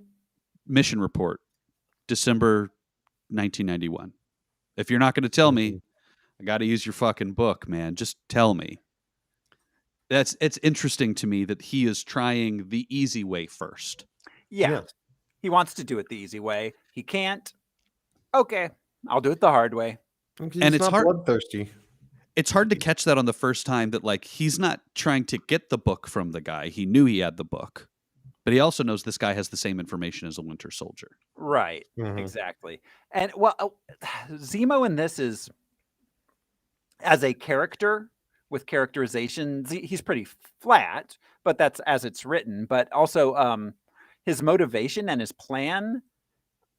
I mean, his plan is like spot on clockwork. Well, we find out that he's special forces at the end. Yeah. Yeah. So he's kind of no joke, and I bet they tangled with Hydra a good amount Yeah. Yeah. in that Well, and region. he's very Batman in this moment because he says to the Yeah. guard, I have experience and preparation, Yeah, or experience and patience. And Mhm. with those two things, you can do anything. Mhm. And that's like Batman. Given enough prep time, Batman could beat anybody. Zemo is literally Batman in this movie. Yes. Oh well, yeah. and if you are confident and assured enough, you can walk into any room. Yeah. That's Absolutely. a Bruce Wayne fucking thing, and that's not because he's a Yeah. billionaire. That's because like, oh, you've been waiting for me. Yeah. Yeah. Exactly. Well, That's and okay, badass. what yeah, what's shit, I just had a point that I lost. Zemo. No, it's okay. It's okay. So yeah, what's really oh well, maybe I'll remember it. So all right. Back at Avengers headquarters, the team is arguing about whether they should sign or not. Tony, Rhodey, Natasha, and Vision are for it. Cap and Sam are against it. Cap gets a text. I'm surprised he knows how to text. That He that doesn't makes- respond to them. them He just forever. gets them. That's true, and we did see him get a text in Winter Soldier. This is really interesting. The first time that we have the philosophical discussion around the Accords, there's banter, it's back and forth, it's kind of playful. We get the two military soldiers, the guys who actually served, not including Cap, but Rhodey and Sam Wilson. Yeah. They're the ones who are making this discussion. And we see this whole thing escalate at later points in the movie. But that's how it starts. But we know that Tony and Pep have broken up. So Tony is emotionally unstable. Mhm. Right. And now we see that Cap's love of his life has died. So now he is emotionally on his back foot, Mhm. Right. which is an interesting thing that we don't really get. They don't talk about it later on, Mhm. really. Cap or Tony does to Cap the next time they talk. but that's it. Like, it's not like, well, my mom, I feel sad, I feel guilty, whatever. Yeah. It's just there. It's just in the movie. It's Yeah. not them like Well- bitching and moaning about it. And they don't really make a point of it, but Cap is in that room. One of those people is 100 years old. Like Cap probably oversaw the evacuation of camps and Oh, shit yeah. in 45 and 44 and shit like that.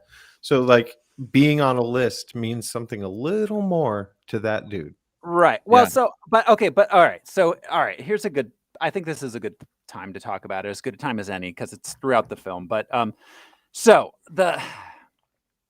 obviously when this was made, this was from the Obama era. So things we can, and it plays with themes that kind of run throughout the 20th century. So yes, obviously there's a lot of like World War II stuff in here, especially because we got Cap. So there's a lot of things like being on a list, like you were just talking about, Josh, things like that. Government oversight. Tony clearly in this film represents the military-industrial complex Yes. and their He is. overreach and their control. For now, but at the same time, post-COVID, watching a movie in which a person thinks that they have the single best personal point of view and they're going to do whatever they need to do despite what the big bad government is telling them is for the common good. And rings that's a lot great of difference. storytelling. I think this is different though, and I don't want to get too deep into the COVID thing, but the government is using science and they are propping up peer-reviewed science. This is very much the government is trying to hold individuals responsible for their actions, which is subtly different in the It is, motivations of but- the government trying to do the thing because But that's- collateral damage happens, Yeah. Yes. Yeah. Well, no, I mean, that's the thing. When you have COVID, if you go out in public with it, you can get other people sick, other people who maybe are going to die from it, even if you don't. That's fair. If you're a superhero, you're going to go out and you're going to stop the bad guys, but some other people maybe are going to die who aren't superheroes.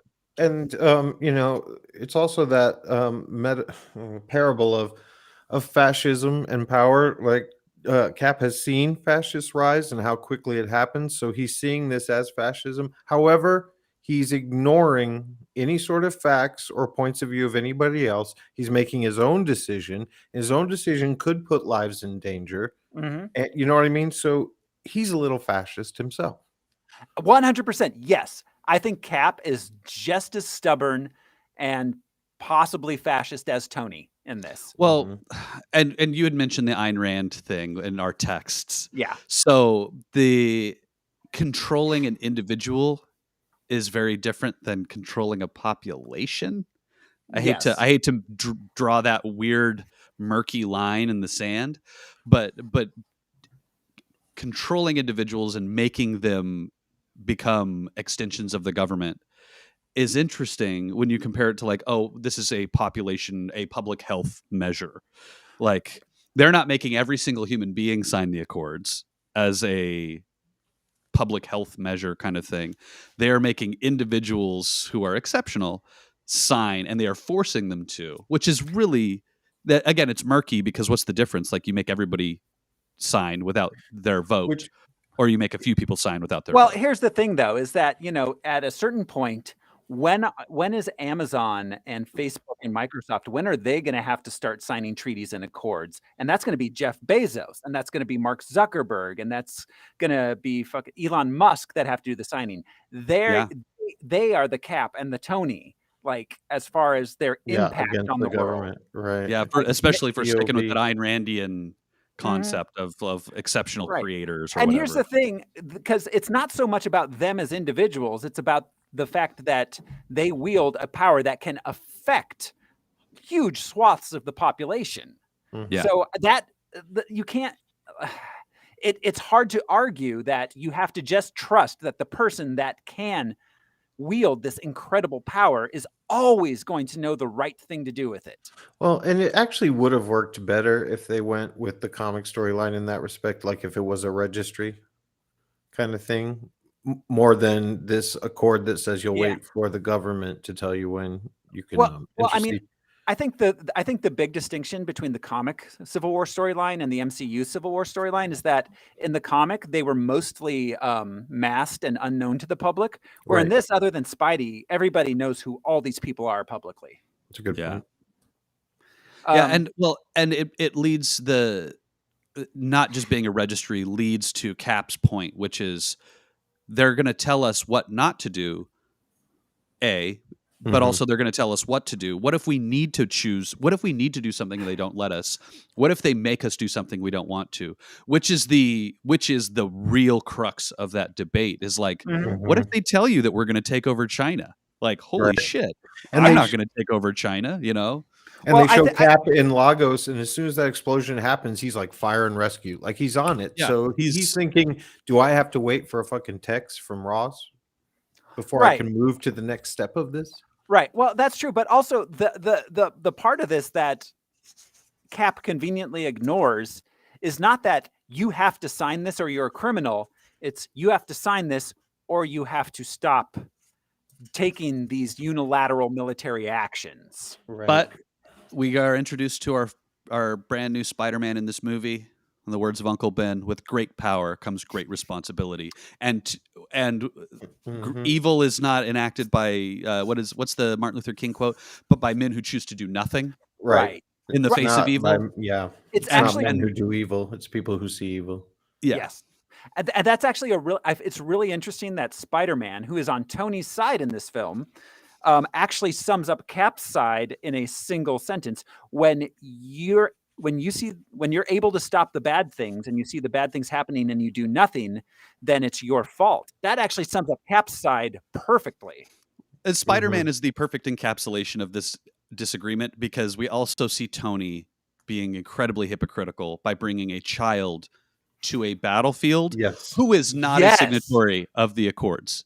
He does not say, kid, I just need you to sign on the dotted line, then we're going to Germany. No. He just goes, you don't have a passport? We're going to Germany. This is going to be sweet.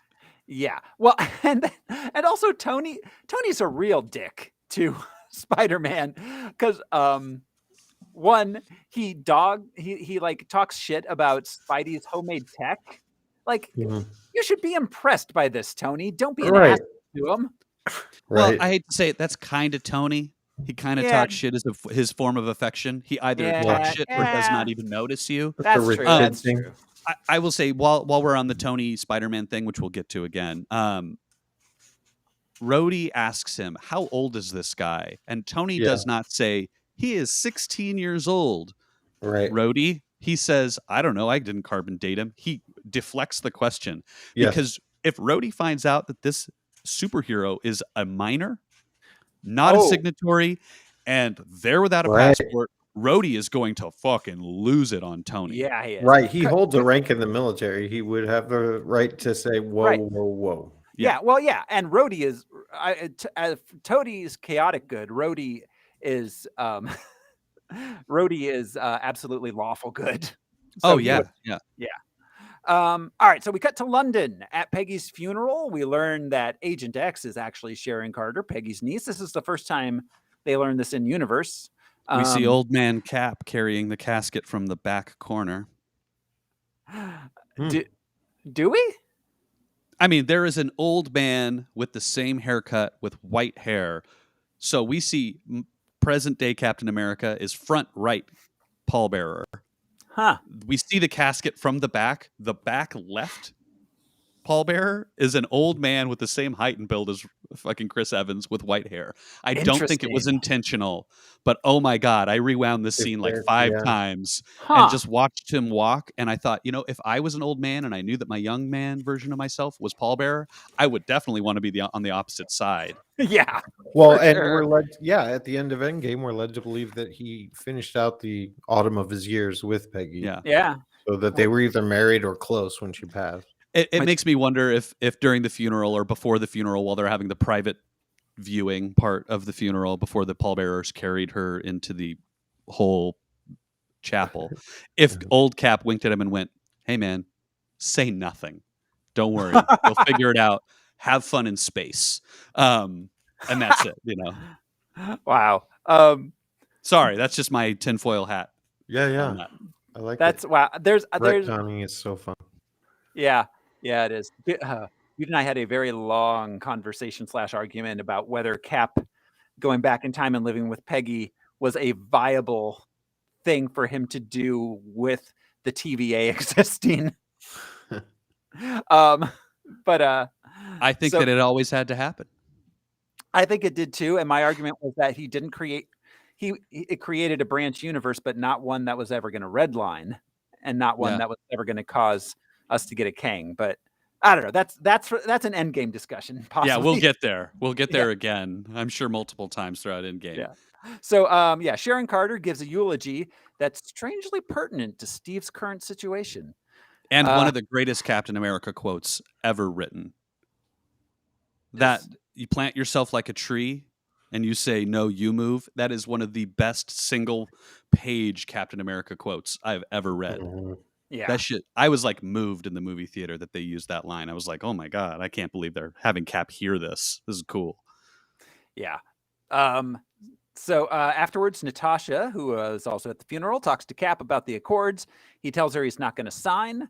We cut to Vienna. At the signing of the Accords, Natasha meets T'Challa. I just want to say about Widow showing up. She just shows up because she wants to be with her friend. That is incredible character development, and just she's a good person and a good friend to Steve. That's all. Absolutely. I feel like Natasha and Steve had such a special relationship in these films. I feel like that's one thing that really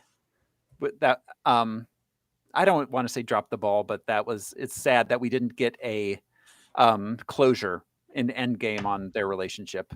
Yeah, or even in Black Widow, I wish that he had made an appearance in Black Widow or something to just kind of tie that up. But yeah, it's incredible that she's just there. Also, this is a Natasha moment. We're about to get to a bunch of Natasha scenes. She is the one reasonable person out of the entire group of the Avengers. Yes, she's almost the anti-Tony. Yeah. Well, and she sides with Tony because her response is, "Look, we got to sign so that we can have our hand on the wheel." Period. And also, that's what I mean by the anti-Tony. Like, he has to be forced to look at his past. She has the ledger that is always present in her mind. She knows the bad that she's done. Yeah. And so she knows you can't go back. So you have to do good.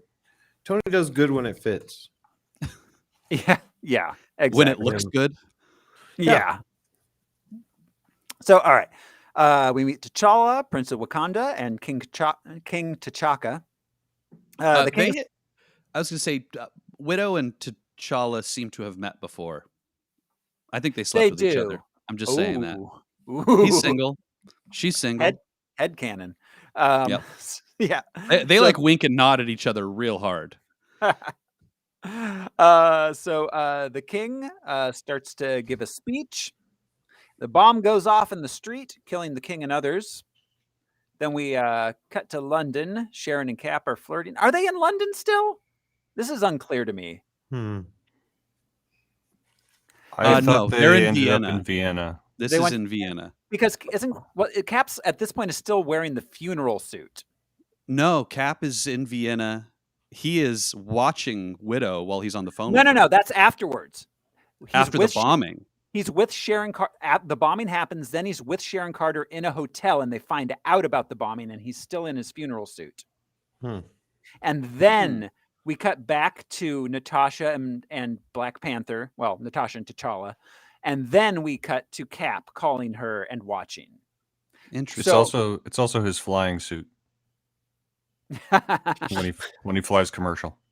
So I mean, it's possible they went straight from the funeral to Vienna. That's not impossible. That was what I guessed, because he's there moments after the bomb. Yeah. So all right. So Sharon has to go help with the cleanup with whatever agency she's currently working for. That's kind of CIA, I guess. Yeah. She says the CIA has me stationed. That's right. In Eastern Europe or wherever she says. Yeah. Okay. Yeah. T'Challa tells Natasha that he's the king now, and he's gonna go get revenge for his father's death. He puts on the Black Panther ring. Dude, his running free in the green veldt quote, the spiritual warrior thing. Ooh, what a great way to Yeah. introduce the Black Panther part Totally. of T'Challa. You know, And he looks so good on screen. he's savvy as a politician, even though he's kind of new to it. But then we Mhm. see him like, no, I'll kill him myself. You know, my father's not dead. He's in Valhalla kind of thing. Well, yeah, but Right. he's like, or that's what my father believes. He like kind of walks it back a little bit of whether he's sure of that. Yeah. Yeah. So Well, because he hasn't been yet, I guess. well, hasn't Well, he? no, mean, I guess he has, he is the yeah. Black Panther. so he Huh. would had to have gone there. Yeah. Yeah. So yeah. Cap calls Natasha. He's planning on capturing Bucky himself. She tells him that if he does, he'll be considered a criminal. Now that the Accords are in effect, Sharon passes Cap and Sam a tip about Bucky's location that they discovered. Meanwhile, Zemo is in a hotel in Vienna enjoying some bacon and coffee. Yeah. And we see his device that we do not know what it is at that moment. Yeah. Cut to Romania. Bucky is buying some plums in hiding. So I love Bucky buying plums. This is the movie where every single person wears a logoless baseball cap and a hoodie and sunglasses. Yep. This is the one that like really sent that MCU trope over the edge. What's the line from Ant-Man 2? It's like I forget what he says because he comments on that because they're all wearing the uniform. Yeah. It's like, is this actually more discreet? It's like we look like we're going to a baseball game, I think is what he says. Yeah. We look like ourselves, but where do you even buy a logoless baseball cap? Oh, I can get them. In A a broderie broderie shop. store. Yeah. Yeah. All right. I've had some custom hats. So all right. Cap arrives at Bucky's apartment just moments before the authorities do. The CIA, I assume. Bucky runs. He gets chased by Cap, the CIA, and Black Panther. I think it was Interpol. Oh yeah, that would make Oh, that sense. makes sense. Yeah. Yeah, and Black Panther. This is our first appearance of him in the suit. After an extended chase sequence, they're all captured by Interpol with War Machine. It's revealed that Black Panther is T'Challa. This action sequence is incredible. The fact that we see 3 superpowered people running faster than cars. This is the first. I think this is the first and only time, besides maybe Infinity War, where we see them running. Yeah. It's not Quicksilver. It's not the Flash. It is just impressive. Yes, it looks great. That looks great. This is the action sequence where there was a couple moments prior to the tunnel and the cars when they were jumping from the buildings and down to the ground that I could kind of see the wire work. Huh. Like they were a little light. Like Yeah. they would kind of like daintily land on the ground instead of like having like a big like thunk, which it felt like they maybe should have had. But outside of those couple tiny little seams in the action, this scene is amazing. Yeah, And, it's a good action scene. The running faster than the cars is incredible. Cap steals a car from a dude. Yeah, he he just commandeers throws a him vehicle. out. He doesn't he doesn't say he just anything. throws the dude out and gets in and drives away. Well, and we learned in Winter Soldier, I learned to steal a car in Nazi Germany. And this is just a revisiting of him like, sometimes you got to take a car, you know? Sometimes you do. But again, to illustrate why he can't be bound by these accords. Like sometimes you got to throw a dude out of his car. Yeah. I just want to say, because the action sequences, nothing happens. They just punch stuff until they all stop. But the way these scenes are shot and blocked and designed, it shows their character, each of them, you know, with each choice that they make. I mean, Bucky stealing the motorcycle and spinning it around and then riding away on it is the most badass shit I've ever seen. It's so ridiculous. Yeah, it is. This is absolutely incredible. So all right. We back at the Avengers compound, we discover that the Vision has been tasked with keeping Wanda from leaving and making some paprikash. Paprikash. I think of when Harry Mazel. Yeah, every time. Yeah. I just had paprikash for the first time Friday. That was the school lunch on Friday. I've never had paprikash. How is it? It was good. Thanks. I'm glad you. I always enjoyed assumed it was like borscht, but I don't know. It was mostly I'm sorry, seasoned chicken. Okay. All right. So we cut back to Berlin. Bucky is now in custody. He's in some sort of pod. Tony tries to convince Steve to sign the Accords. He almost does it, but after learning Wanda is a prisoner, he refuses. We meet CIA agent Everett K. Ross, a.k.a. Bilbo Baggins, a.k.a. Arthur Dent, who is in charge of the situation. Who's not related to Thunderbolt Ross, I assume, or maybe he's his nephew. Yeah, Yeah. I don't know. I just thought that for the first time. Yeah, I forgot Yeah. he was Ross. Yeah. I mean, it's a pretty common last name. It could just be one of those things like Smith or Yeah. Well, and he was probably maybe he was a comic character. So yeah. kept his I'm pretty name. sure he is a comic book character. Yeah. And then impersonating a psychiatrist sent to interview Bucky, Zemo comes in. He says the magic words and activates Bucky's brainwashing. Please and thank you. Yeah. He was like, please be the Winter Soldier. Thank you. Thank you. Magic And words. It's really cool to see Bucky fight the words. That's I thought that was nice that he is fighting the whole way through. Mm-hmm. He's not just a willing participant at this point. Yeah, exactly.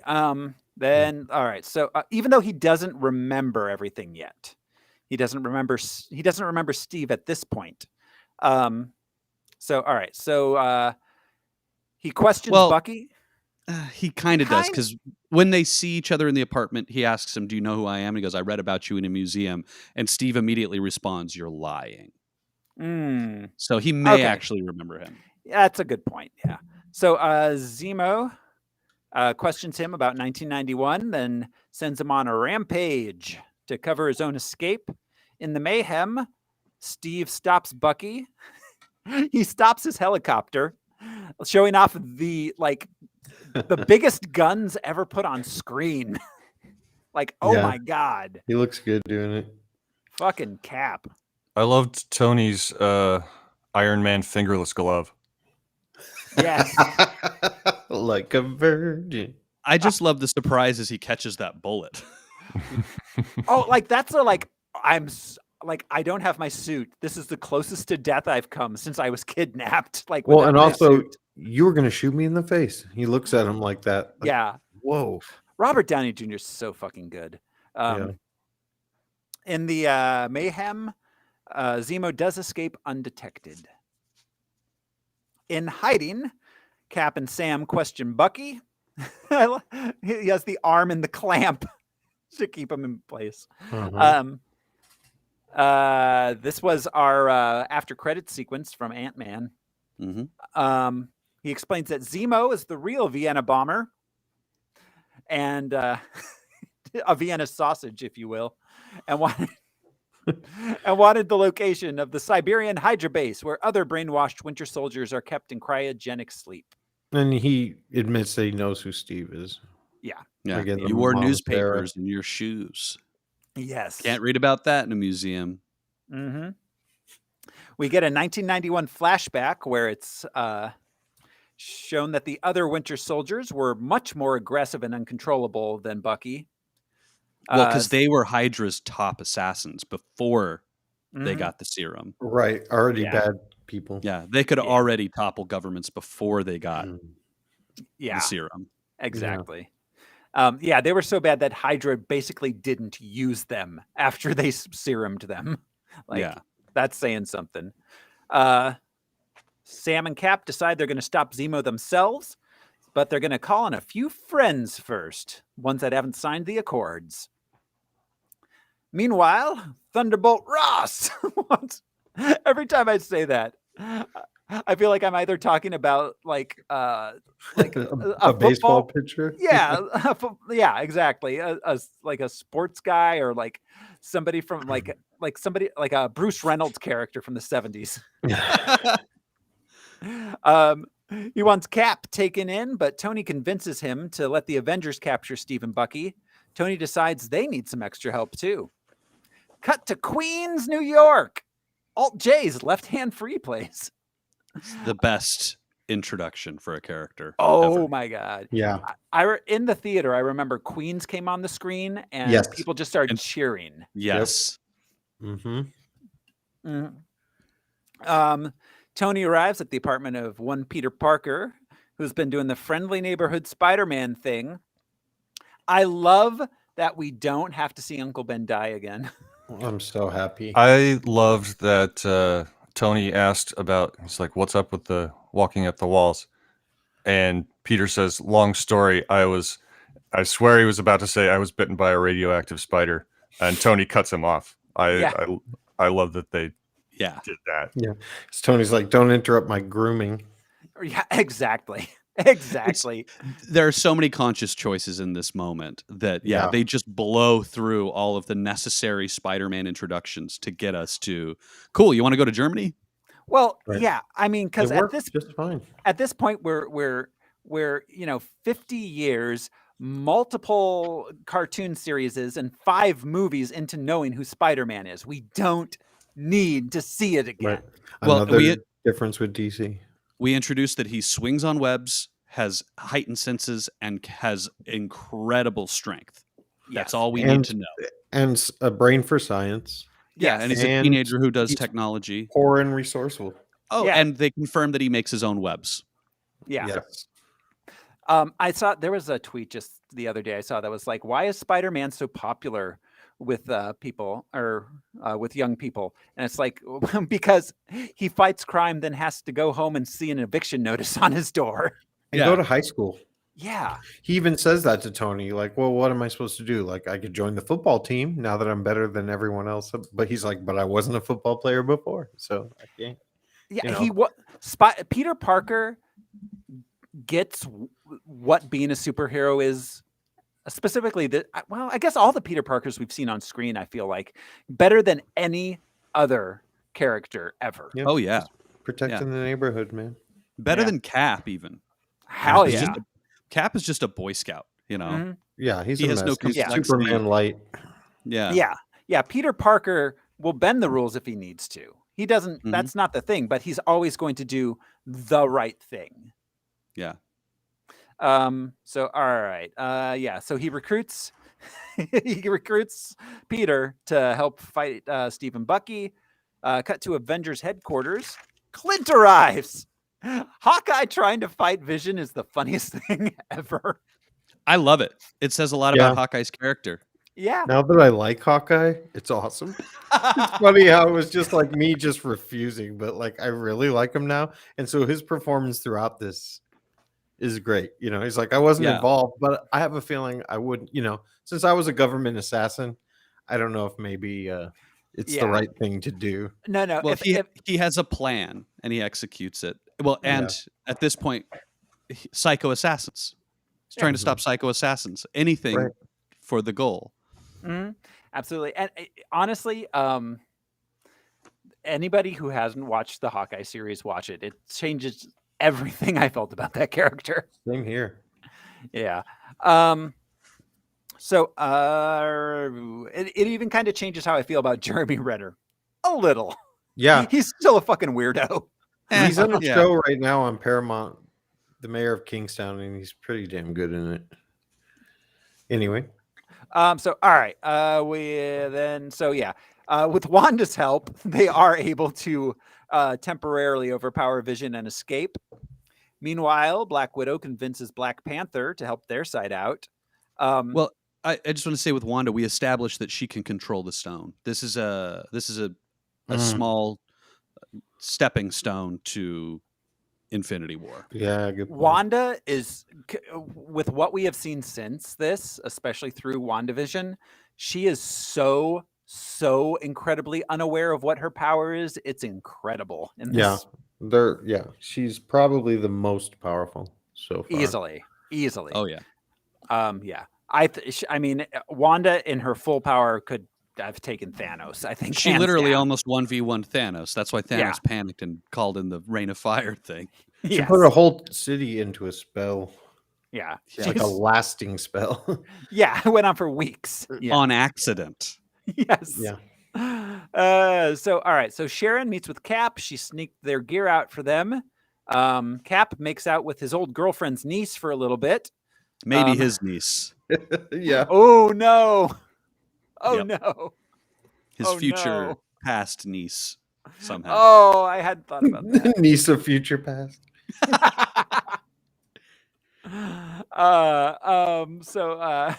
This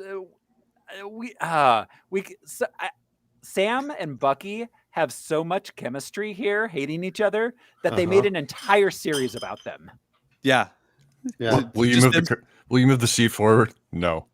No. Yeah. The two of them in that car, man, I could watch that scene on repeat for years. That and Yeah. then there's the moment where they're like laying on the concrete, like both in Spider-Man's webs, and he's like, "I hate you." You couldn't have opened with that? Yeah. Right. They knew they had a buddy. Yeah, dynamic growing. they are great. They are great. So all right, they meet up with Clint, who's brought back up, including Scott Lang, Ant-Man. Their plan is to steal a Quinjet and fly to Siberia to stop Zemo. They are met at the airport by Tony and his team. And I'll just quickly say, again, as a difference between the DC universe, he either bought that abandoned airport or cleared out the airport. I can't remember what he said. you can hear at the beginning that they're evacuating the airport. Right. So he Yeah. knows there's going to be a showdown, and he knows there's going to be destruction, and he gets everybody out of the way beforehand. It's just a nice little touch. Yeah. So the first time we see Cap and Tony talk, it's jovial, friendly. The second time with the pins, I don't want to split up the set thing. Mhm. It's head to head, butting heads. And this time, Tony is straight up threatening Cap. Yes. And then we get their first violent interaction, which is violence light. It's fun. There's Yeah. banter the whole time. We get underoos and like all of that stuff. Yeah. Yeah. And it's Like, also subtly, it's this kind of a showdown that the Accords are, sort of. Yeah. That's what the thing is like.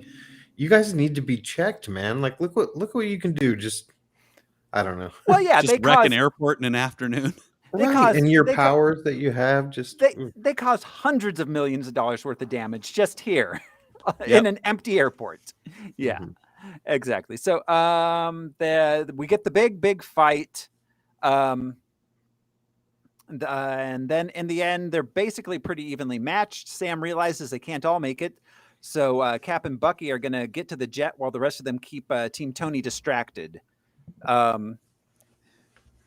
He's going to tear himself apart. I love that. Yeah. Or he's going to tear himself in half. That's what he says. Like, what? He's confused. yeah. This is like this is such a great Spidey. Well, it sets introduction. that up because and it always works. Do you know what I mean? Like he, same with when he's on with Ebony Maw on that machine or on that ship, and he does the alien. Mhm. You know what I mean? He's usually successful, but he's just Yeah. so goofy and cute when he's talking about the really old movie. Yeah. Oh yeah. Yeah. Bears expect. Yeah. But he And- was the one to think of that. It's not just Yeah. because he has webs. He's like, you got to bring this giant thing down. Yeah. No. Peter 100% holds his own with all of these veterans. Like, Yeah. and while Especially also Cap. being like the most charming character in the entire movie. You have a metal arm? That's so cool. That's so cool. Yes. Well, and Sam, have you ever been in a fight before? There's usually not this much talking. Yeah. Spider-Man talks the entire time he's fighting anybody. Yeah. He never stops. That's just, yeah. That's, yeah. So, all right. Even though they're being distracted by Giant Man, this is also our introduction to Giant Man. I love that at the end. Anyone have any orange slices? Yeah. And Tony's, does anybody on our side have any surprising Or powers that they forgot to miraculous, disclose? yeah. Yeah. So yeah, they only get to the Quinjet because Natasha switched sides at the last moment and helps them by holding Black Panther off. During the jet's escape, Rhodey is injured by some friendly fire from Vision. This is also Tony's fault. Yeah, 100%. Yeah. Meanwhile, And also well, Rhodey's fault. and kind also of. Rhodey. Yeah. Yeah, this is Yeah. the consequences of their actions. Yeah, this is not Sam's fault. Sam dodging that blast from Vision is 100% what you would expect a person to try to do. Yeah. Which also is pretty impressive. He moved faster than the speed of light. Yes. Yeah. Well, let's face it. In movies, the speed of light is very slow. Very It's slow. it's whatever you need it to be. Exactly. Meanwhile, in Russia, Zemo, Baron Delicious Zemo. Zima. He's the heir to the Zima. He got the Zemo fortune. he got into a lot of chicks in the 90s. A beverage Zemo. that hasn't been made in 25 years. He's still living off the residuals. Yeah. Zemo makes sure the body of the actual residuals, the body of the actual psychologist. Nowadays, it's like we sold a case. Yeah. Just that's exciting. That's gone now again. Zemo makes sure the body of the actual psychologist that he impersonated is discovered back in Vienna. Joe Russo. Yeah. That's a Joe Russo cameo. It's the Oh, first he's one. the body? Yeah, yeah. Ah, nice. We never see Anthony Russo, but we see Joe Russo twice in these movies. Mm. Oh, Yeah. yeah. In Endgame, he's in the support group, right? Yeah. And with Jim Joe Starlin. Russo's kids are all of the children in the MCU. Yeah. Only Russo children live in this universe. Yeah, and they're kind of weird looking. I hate to say. Was it, Kids. was it the Winter Soldier that he was the doctor? Maybe. Yeah, I don't I'm know. not sure. His But daughter's- we've seen him before. Mhm. So, back with Tony, Rhodey's paralyzed from the waist down, and then Tony discovers evidence that Bucky was framed by Zemo. The rest of Team Cap was put into the Supermax prison off the coast called the Raft. Tony visits them and convinces Sam to tell him where Cap and Bucky are headed to. Tony leaves and secretly heads out alone to find them. T'Challa tracks Tony and follows him. It's interesting that Sam divulges the information to Tony. Like that just was an interesting character moment where he's like, all right, I'd have to tell this dude because this is the only way that they're going to be Yeah. successful. Yeah. Even if the whole of the UN and Interpol and the CIA show up, that's a good thing Right. because they're Yeah. fighting psycho assassins. Yes. Yeah. Yeah. He doesn't think Cap and Bucky can take all the assassins. And he's completely unaware of this dirty secret that's about to be revealed that Zemo knows, Steve knows, Yeah. Bucky knows. So Cap and Bucky arrive in Siberia at the Hydra base, finally, where Tony arrives minutes later, despite doing all that other stuff. Now they wandered the facility for hours. Possibly days. They took the tour. Yes. Yeah, Tony tells them he knows the truth. They strike a truce and enter the facility to find out that the other Winter Soldiers have all been killed by Zemo already.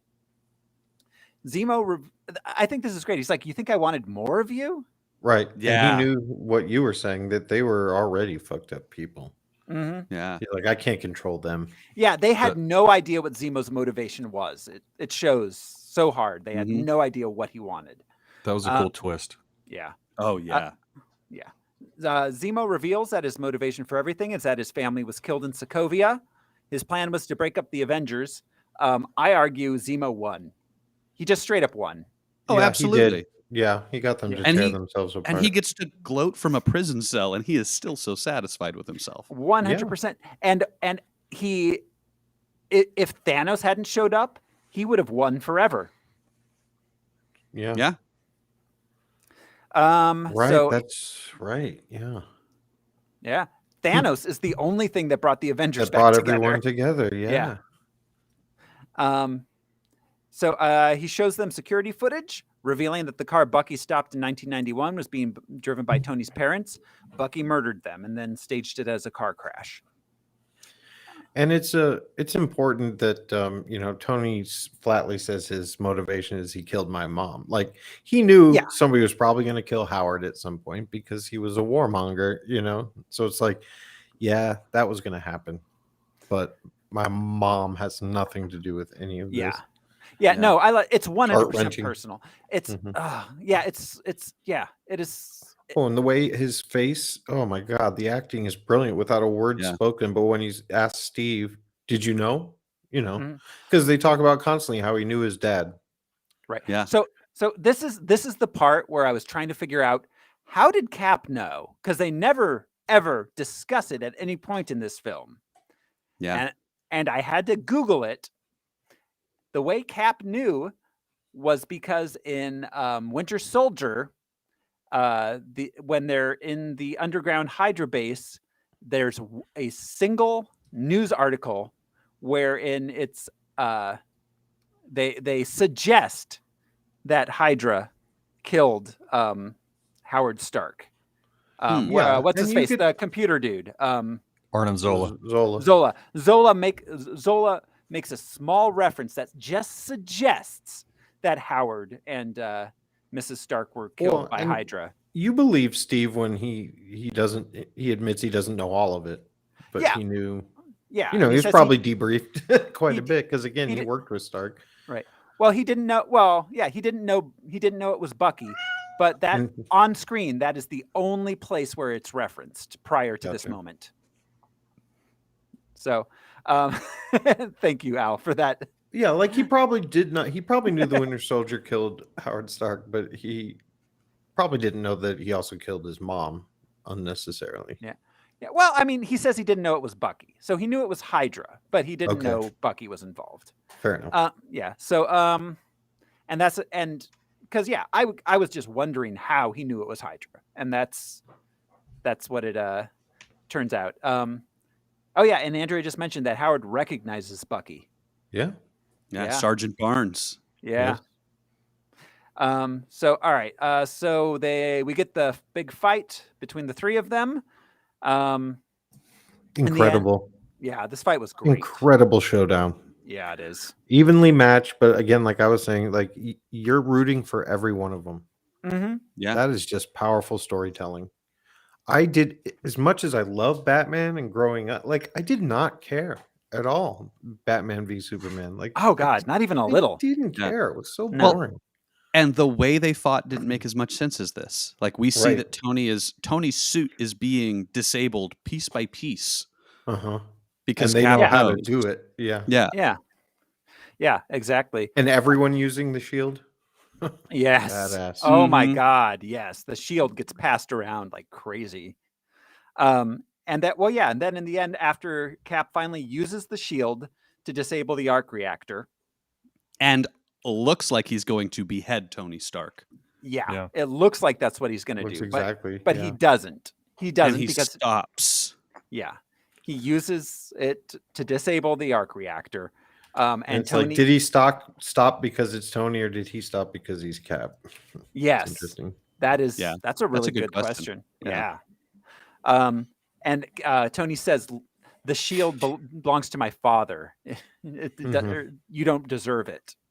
And we Yeah. see it damaged because, of course, it was damaged by vibranium claws. Yes, The the only thing. Panthers. Mm-hmm. Mhm. Yep. Pretty cool. So, yeah. I had forgotten that he left the shield behind Yeah.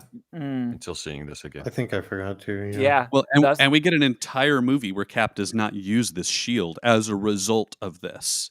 That right. is And, so well established. Yeah. yes. Yeah. In Well, fact, I mean, that was it's Black Panther who later says, "And get this man a shield." that's a very became one of the Well- most famous lines from Infinity War. And the olive branch in Endgame is the shield. Yeah. It's great. Exactly. So, all right. He and Bucky leave. They're going on the lam. Satisfied that he's avenged his family's death in Sokovia, Zemo attempts suicide, but he gets stopped by T'Challa, who's decided he will no longer let vengeance consume him.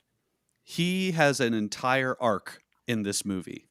Oh yeah, so many do. It's incredible. So we cut to a prison. Zemo tells Agent Ross that all his plans worked out He's satisfied with winning. He won the movie, straight up.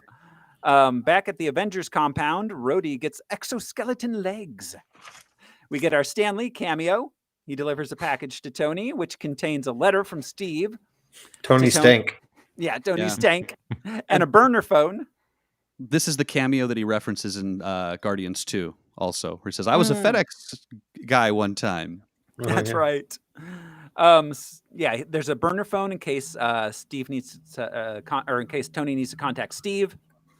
Steve apologizes for not telling Tony about his parents.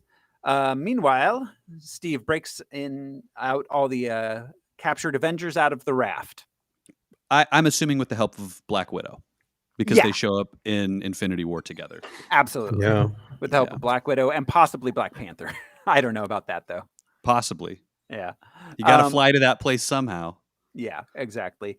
In a mid-credit sequence, Bucky, who's now hanging out in Wakanda, decides to go back to sleep for a while. I would too.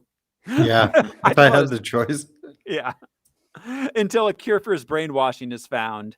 And then in the final credit sequence, Peter gets to check out the new tech he got from Tony. And that is Captain America Civil War. I have a cure for his brainwashing. Burn that stupid book. Yeah. Yeah, seriously. Yes. Lose the instruction manual. All right. So I have a few minor unanswered questions we didn't get to. Who was the raft built for? I mean, there's no super criminals living in the MCU. They all die every time the Avengers fight them. I think it was preemptive. I think it was for them. It was for the Avengers, 100%. Yeah. Yeah. Let's see. It's mentioned several times in Agents of S.H.I.E.L.D. Yeah. Oh, that's right. The We've got raft Inhumans and is. things in AOS Agent- that. Well, like you said, a black site.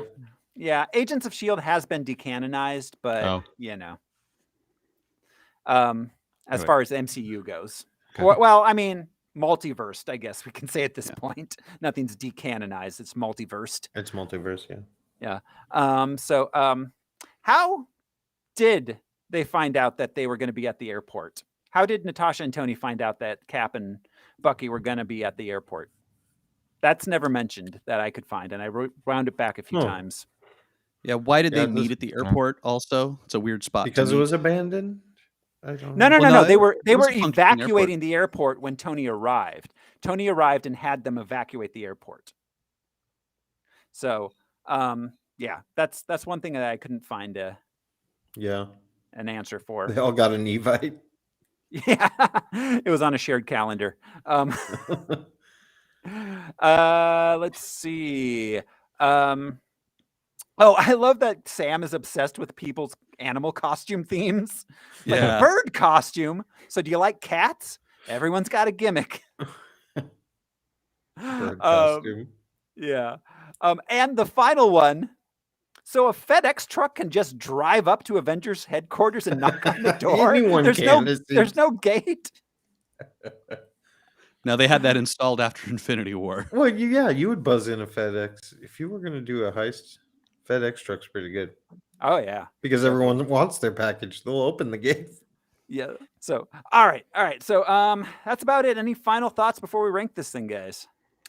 Funny how Spidey referenced Empire Strikes Back at the airport, because this ultimately to me felt like the Empire Strikes Back of the Avenger universe. Absolutely. Oh, Yeah. Yeah, Yeah. definitely. Well- I think they were expecting Ultron to be, but this was. Yeah. Well, and this is part one of a 3-part trilogy, I think. This is without this, Infinity War and Endgame don't make as much sense. Absolutely. Absolutely. Yeah, they had to assemble Yeah. again. Well, they had to be disassembled to then. Right. Be assembled. Yeah. Again, yeah. Yeah, it's brilliant. Absolutely brilliant. Yeah, I was happy with the picture. I don't have any questions I really like it. Me too. I like it a lot. I watch So- it occasionally, so that's why it went Yeah. down easy, but yeah. All right. So let's go ahead and rank this thing. Top I- 20, right?